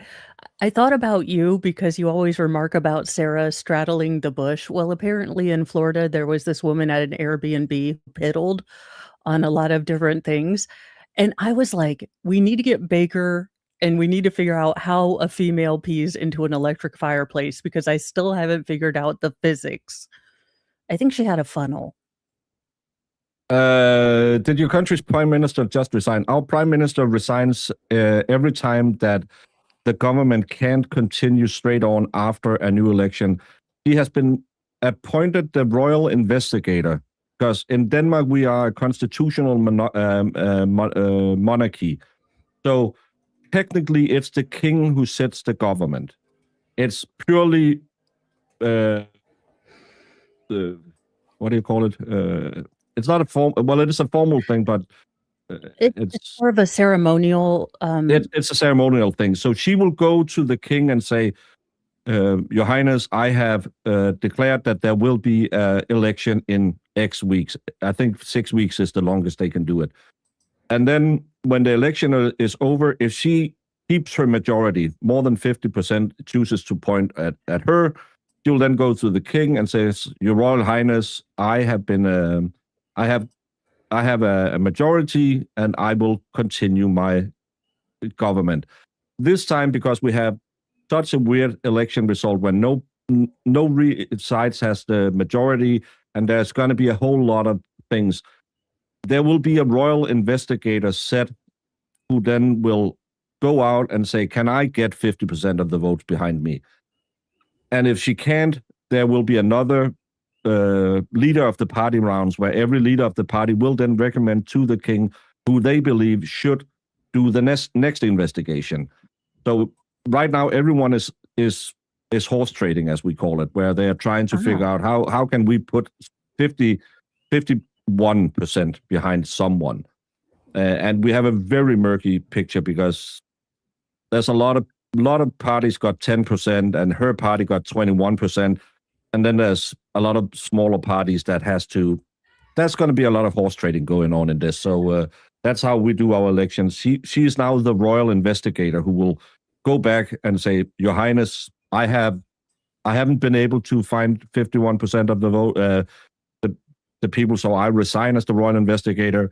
And then there will be a new round and say, we think this guy or this girl. Does the royal investigator get like a crown or something, or like a hat? No.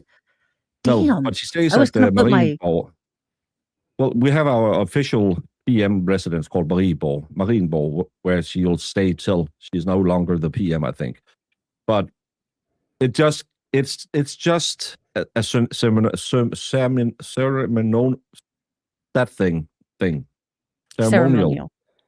ceremonial thing where she is leading the investigation into finding a new government. And then she has to do all the horse trading, call all parties in and say, well, not all, but she will go to those because they will have their, okay, what if we take this party, this party, this party? And right now it looks like she might do a red government, but then they will have to rely on the utilitarian list, who is the former Communist Party, and on the moderates, who is a former leader of the right wing of Danish politics. And he has said, I don't want to work with them. And then how much do they need to vote for her? So that's what's going on right now. We might not have a government for months. Yeah, that's that's why when we're tempted to get out of the two-party system, and then look at a parliamentary system, that's the big drawback that I see, is that there has to be these coalitions made, and it's not. There are positives and negatives on each end. There are more choices in a parliamentary system, but there's also a lot more compromising.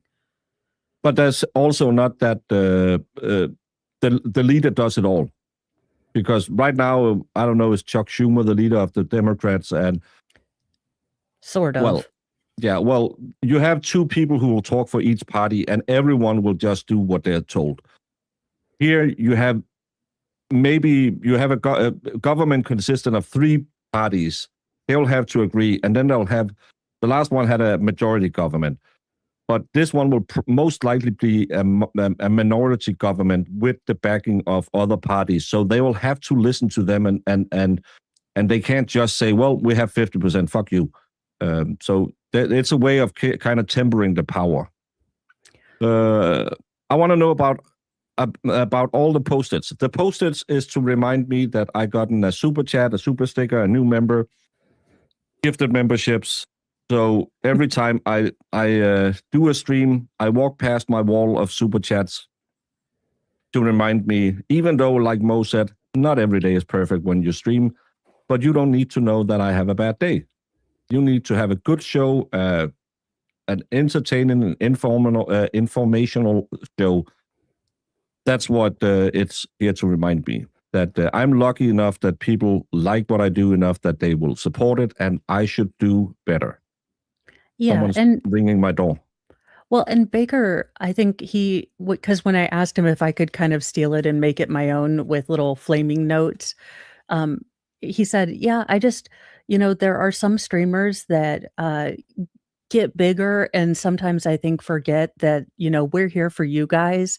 And he's like, I want to remember that I'm here because of, all of you guys.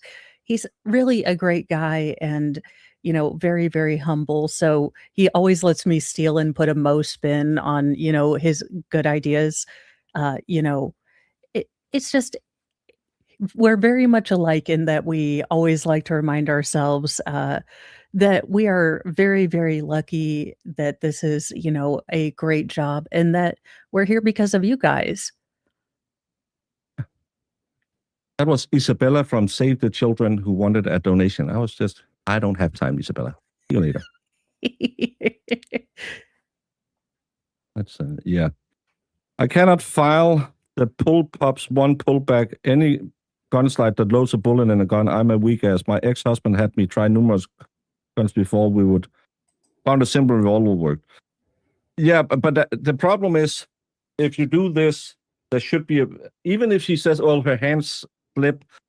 Again, this happens in 4 seconds, so she slips her hand and then she re-racks it again after doing another tap.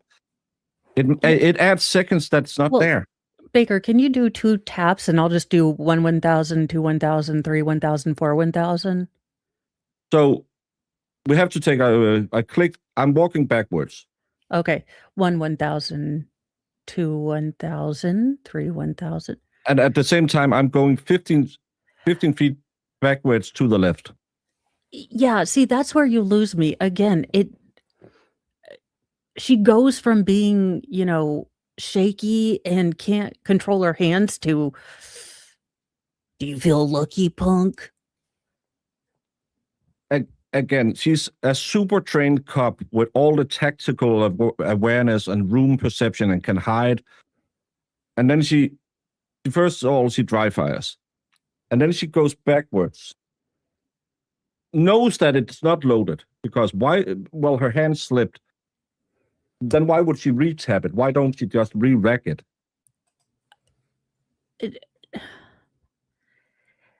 That's my problem in all of this. You tell a story like Kelsey. The story goes. There's small things in it where you think, maybe not quite that way. Or you tell a story like Noonan. She went into Narnia.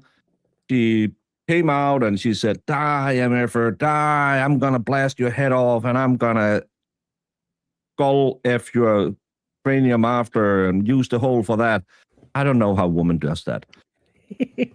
And then, she dry fires. And then she walks backward really quickly because she has to cross the room and get to the window in 4 seconds.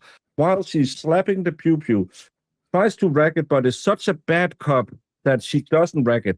And apparently, I didn't get that word. The expert was talking about her red dot side. If there's a red dot side, it's really easy to rack because you just put your hand on the red dot and push it backwards. So how does her hand slip if there's a red dot on it? I don't know if she had a red dot on it. He brought it up while we were talking before the show a couple of nights ago. But that's how you just push your hand on it and then you slide it backwards. Why did her hand slip? And why did she then go back and punch the magazine and then racked it again? That's what I'm saying. Her story made sense on a human level. His stories had a lot of coloring. Yeah, and again, the Commonwealth could have played this so much smarter. They knew they had a sympathetic.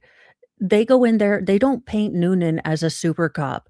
They paint him as a cop who's seen too much, as a cop who saw the underbelly, who was coming for a slower pace. You know, he wanted to give his wisdom, but he's just seen too damn much. And here's this, other officer that he thought they had a moment. So he cut her some slack. Yeah, he regrets doing that, but he thought they were connected. And she would never do anything to me. I just hold her baby. Yeah. Let me just do Holly Mac. Thank you so much, Holly Mac, for 15. Oh my. 5 memberships. Squappy, Dave Boston's Labor's Union, Laurie B., Mr. Me Too, and CE4812 were gifted memberships from the lovely Holly Mac. Thank you so much, Holly Mac. Let me tell. Let's do. I'm going to do a totally different Noonan.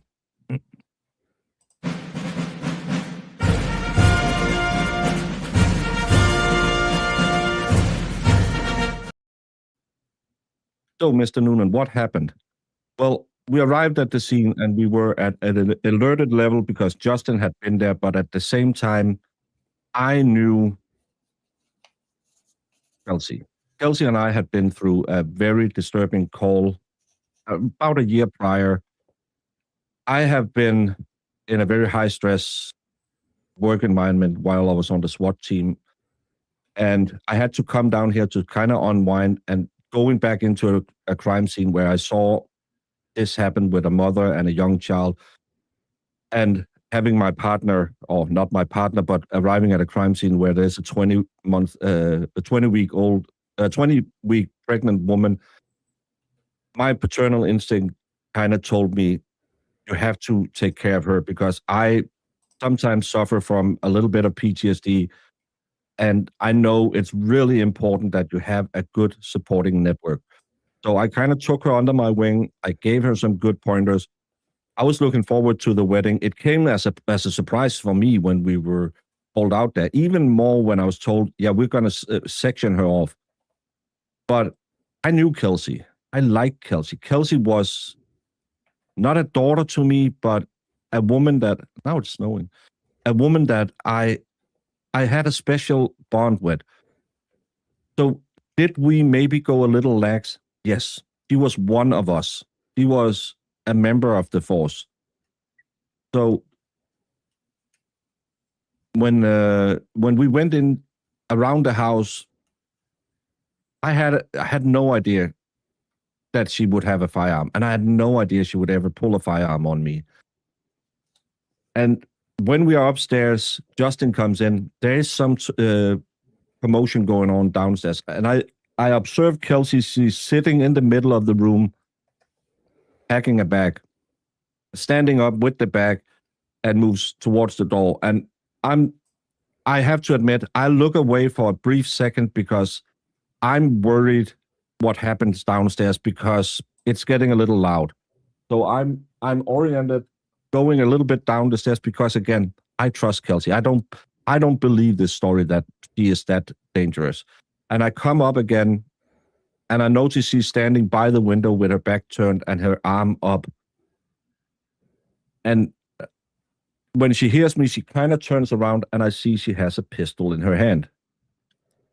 She then goes and starts sliding it back, and I'm yelling, "Don't do it, Kelsey," while I'm pulling my own firearm. In this second, I'm just afraid that I was told she's going to do something really bad. We have the commotion downstairs.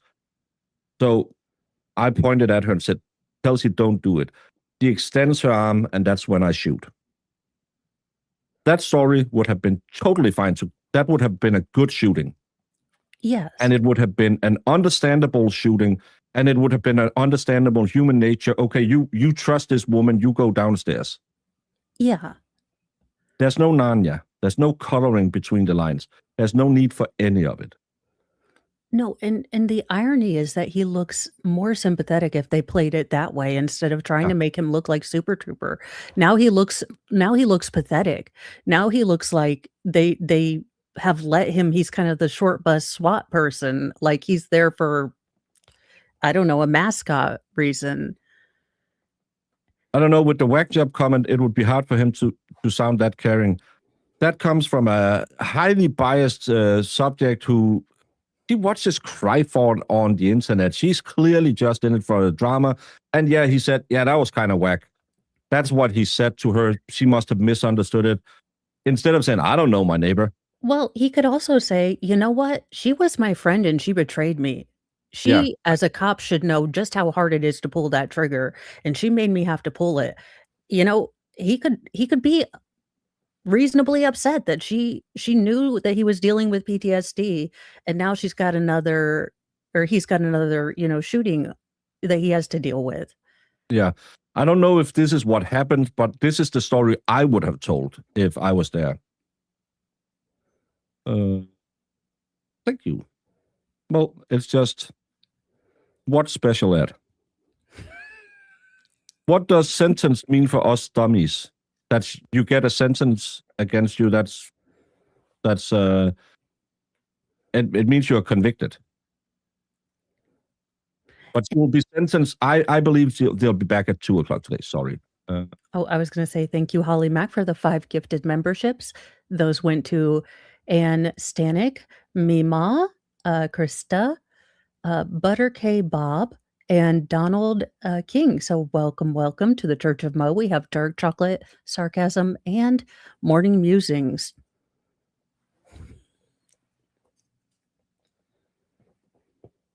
He was trying to distance himself, but given that neighbor's testimony, it's obvious to me that he was full of crap. Yes, and that's the problem. He, instead of saying, I don't know my neighbor, just say, Maureen, yeah, I talked to her when she's out with her dog. She's kind of, I don't want to say anything bad about her, but we know she's really into these conspiracies. She's been really focused on that Karen Reed case that filled up so much time, because maybe you have a judge who think Judge Canoni is the bee's knees. That would actually work in your favor. Again, you can call her a whack job too. Say, well, yeah, because you know there is something where she talked to Cryford. Yeah, or you can just say, look, she's always busting my balls, so I gave her the answer that she would probably expect. I figured I'll be the cop she thinks I am. Was it right? No, but she's, you know, her dog always poos on my yard. I'm tired of her. So yes. What does sections mean? Sorry, couldn't find the spelling. It means that you're put into a psych observation. So section 12 would be an involuntary psychic evaluation. She was put into it with her domestic violence, hasn't been put into trial. That was a mistake of Bradel to bring that up. I think it made the judge kind of pissy. But normally it's a 72 hold maximum. She was out within, I believe, 4 hours. So, and there was no DV conviction, no charges, no nothing. So anytime you go on the twit and you see Krusty Panty sit there and say, well, she's a domestic abuser. He's never been convicted of anything. Krusty Panties have been convicted of a lot of things.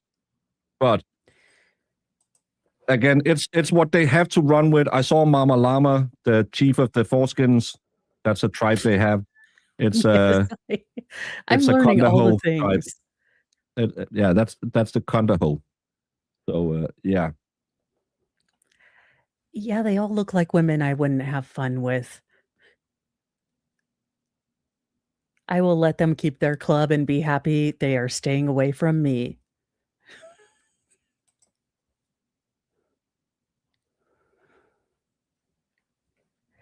Sorry, I just have Oh, no, I have I'm an sorry. Angie coming in because I wrote, I'm sorry, I'm a bit underwhelmed by Bradel. Read the comments. Even if we can read those, Bradel sucks. The turtle is screwed. That's not what I wrote.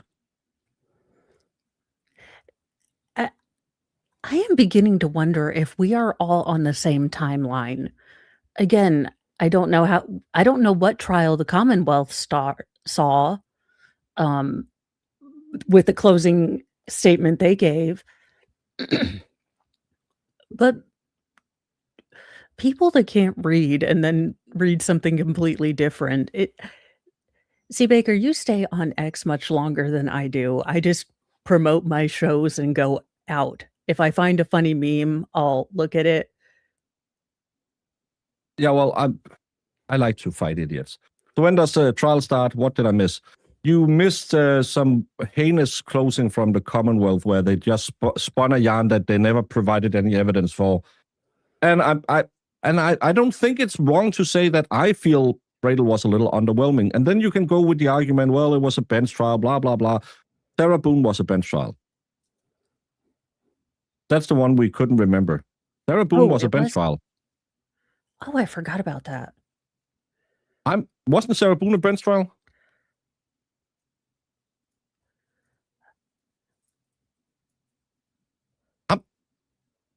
I think maybe. I don't think so, but I could Jesus be wrong. Christ. Baker, I can't remember.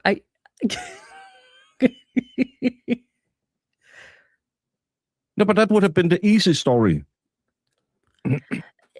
I'd probably just need to find another hobby than stream trials. No, what he's saying is that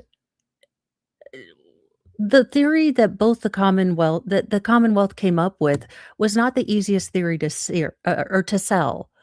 Again, there are many ways that they could have approached this, and characterizing Noonan as a super trooper was a very odd tactic to take. They could have humanized him, but instead and maybe it was an ego thing. Maybe, Noonan wasn't going to go with the, self-deprecating, humble kind of thing. Because I did find it very interesting that Noonan was all about how he wanted to share his wisdom, but he got incredibly upset about the PTSD, statement. That was the only thing that he really got quite upset with on stand. Yeah. I don't have any of that. Because he's a super trooper, but he's also a shitty cop. Yeah, that's the other thing. Again, why is he not on detail right now? Because he missed a shift, which most likely was induced by perilax, peritrax, peri something. But then he got to work detail and not doing shifts. And again, if there's two completely different stories with the same set of facts, isn't that reasonable doubt?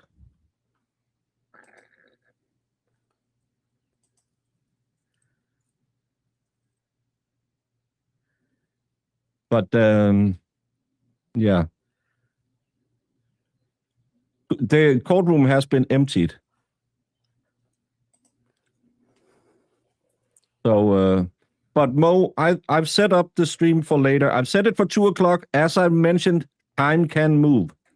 This is Yes. Massachusetts. Time is not real to begin with. No, it is not. So, Judge yesterday said, I think I'll be back by 2, or I'll let a clerk alert you, and we'll do it on Friday. That's what he said yesterday. As I said, because Jemima will always go in and say, well, how does a court work? Is it law? Is it lawful law? Is this maritime court? And I said, didn't you go to law school? Hank Brennan was my instructor at law school. And I say, okay, let me get the coloring book for and the little, the little board with the round holes and the square pegs, and we'll start all over again, and we'll start it by saying, Hank Brennan is an idiot. Why his mods yell at him all the time. Although I do love, and we have some nice ones.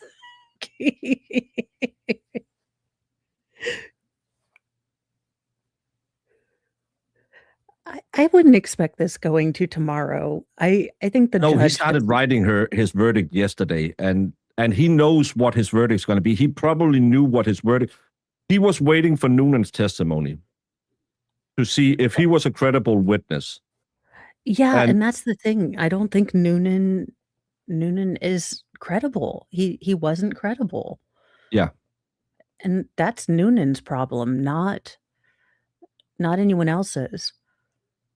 I will say it was nice seeing the old guy from Up with his wife out in public. Well, some of us likes them a little bit older. Well, yeah, that's when he turns nice and gets a soul. We're just... Can it not be 2 a.m. your time? No. No, but well, it could be 2 a.m. I don't know. Do you both think those cops are intimidating for the judge? Absolutely not. No, the judge... The not in judge his courtroom. Palola's mom, if you ever do jury duty, and you do it one time, you probably will feel, I'm having I'm having a Hells Angels president that I have to convict. Oh my God, I'm so scared. When you've been there twice and you sat there, they know the rules. They're not going to do anything. And if any cop was stupid enough to say, hey, you should probably protect the blue, that judge is just going to get, okay, see you in my courtroom tomorrow. You just threatened an officer of the court. That's really stupid. This judge doesn't come off as someone who is going to lay down and cry. No. You can intimidate jurors who does it for the first time. I have done it for 16 years. The only time I felt was when I had to walk out of a courtroom after just finding a biker guilty of something, and they all stood on the steps outside of the court, and this guy came straight up to me and he said, "Do you have a lighter?" I said, "Yeah, sure." He said, "You want a cigarette for it?" I said, "Oh, thank you." And he said, "Good job in there." Okay. And then I just walked off. Because he knows if he touches me, he's going to be next. It's really, really bad to intimidate or hurt someone who works for the court. Someone who is on drugs. We have 94% here not guilty, which is comparable to lawyer you knows, which was 95 not guilty. The problem is always we are really, really smart over here. But most juries are like Sue. They're always wrong. And some judges at bench trials as well. Yeah. What I thought would be more or less curtailed in this trial was the extraneous stuff. And I think that's what's worrying for me. I think Baker, you and I were looking forward to this because we hate the CV crap. We hate the, how did you go to high school? We're like, nope, no. Talk about today. And we were excited because I remember you and I talking like, we're going to get through this in 2 days. Like, yeah, holy crap. And we did. 3 days. Yeah. Bingo bango. Yeah, but we were like, we aren't going to have to hear the CV. And then we got the 27 years of how a force multiplier works. And I was like, Baker, we were lied to. I don't mean mug. I just have this face. And that's actually, sometimes you have some really hard cases, especially kid cases or sexual cases, where you really want to let your face slip, but you can't do it because you have to be unbiased towards the defendant. So you have to sit there and do this. Because I can't talk in the I can ask Judge a question if I didn't get it or send him a note. He will ask questions. But I'll all my trials, I just try to do this.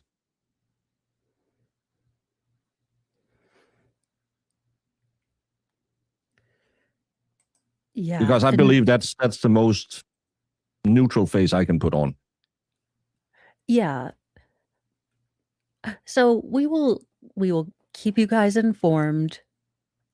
I'm going to be working, at my desk, so I will actually be paying attention to the twit-twats like Baker normally does.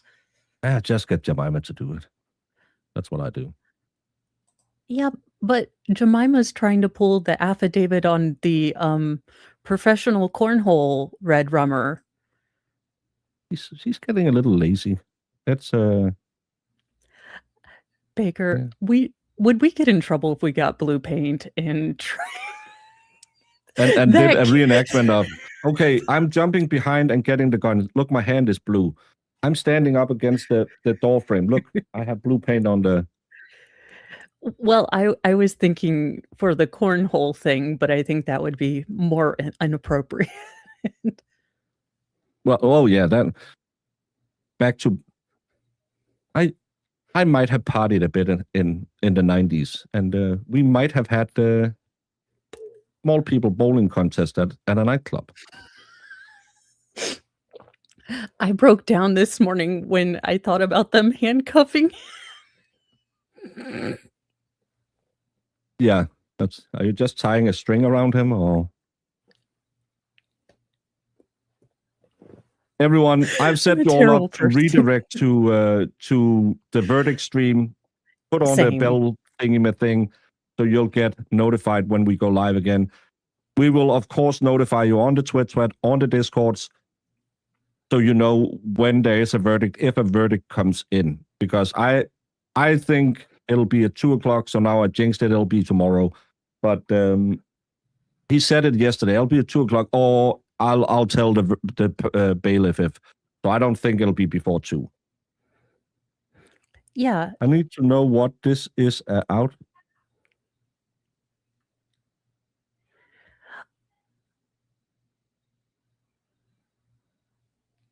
Anna?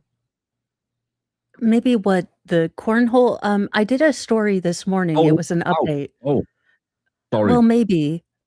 I'm trying to guess if maybe there was a typo.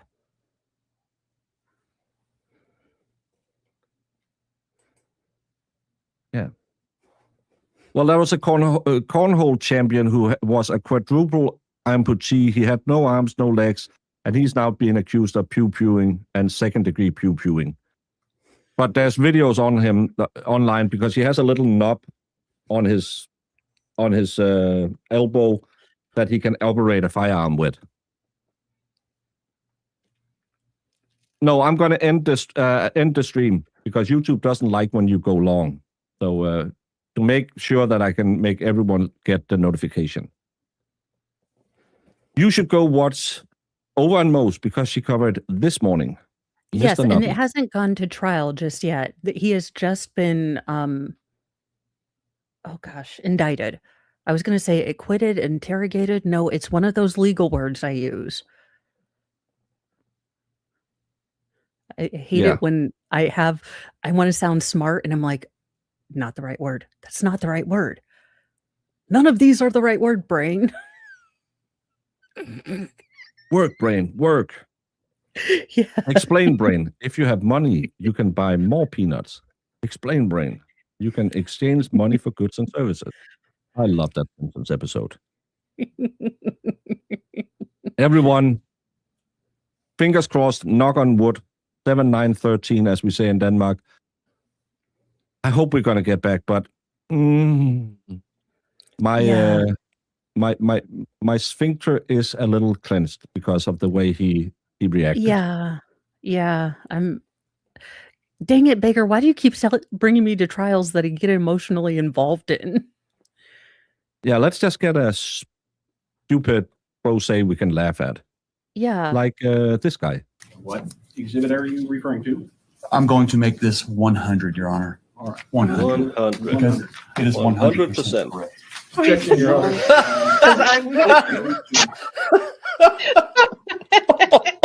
Oh my God, Baker. Baker's a clairvoyant.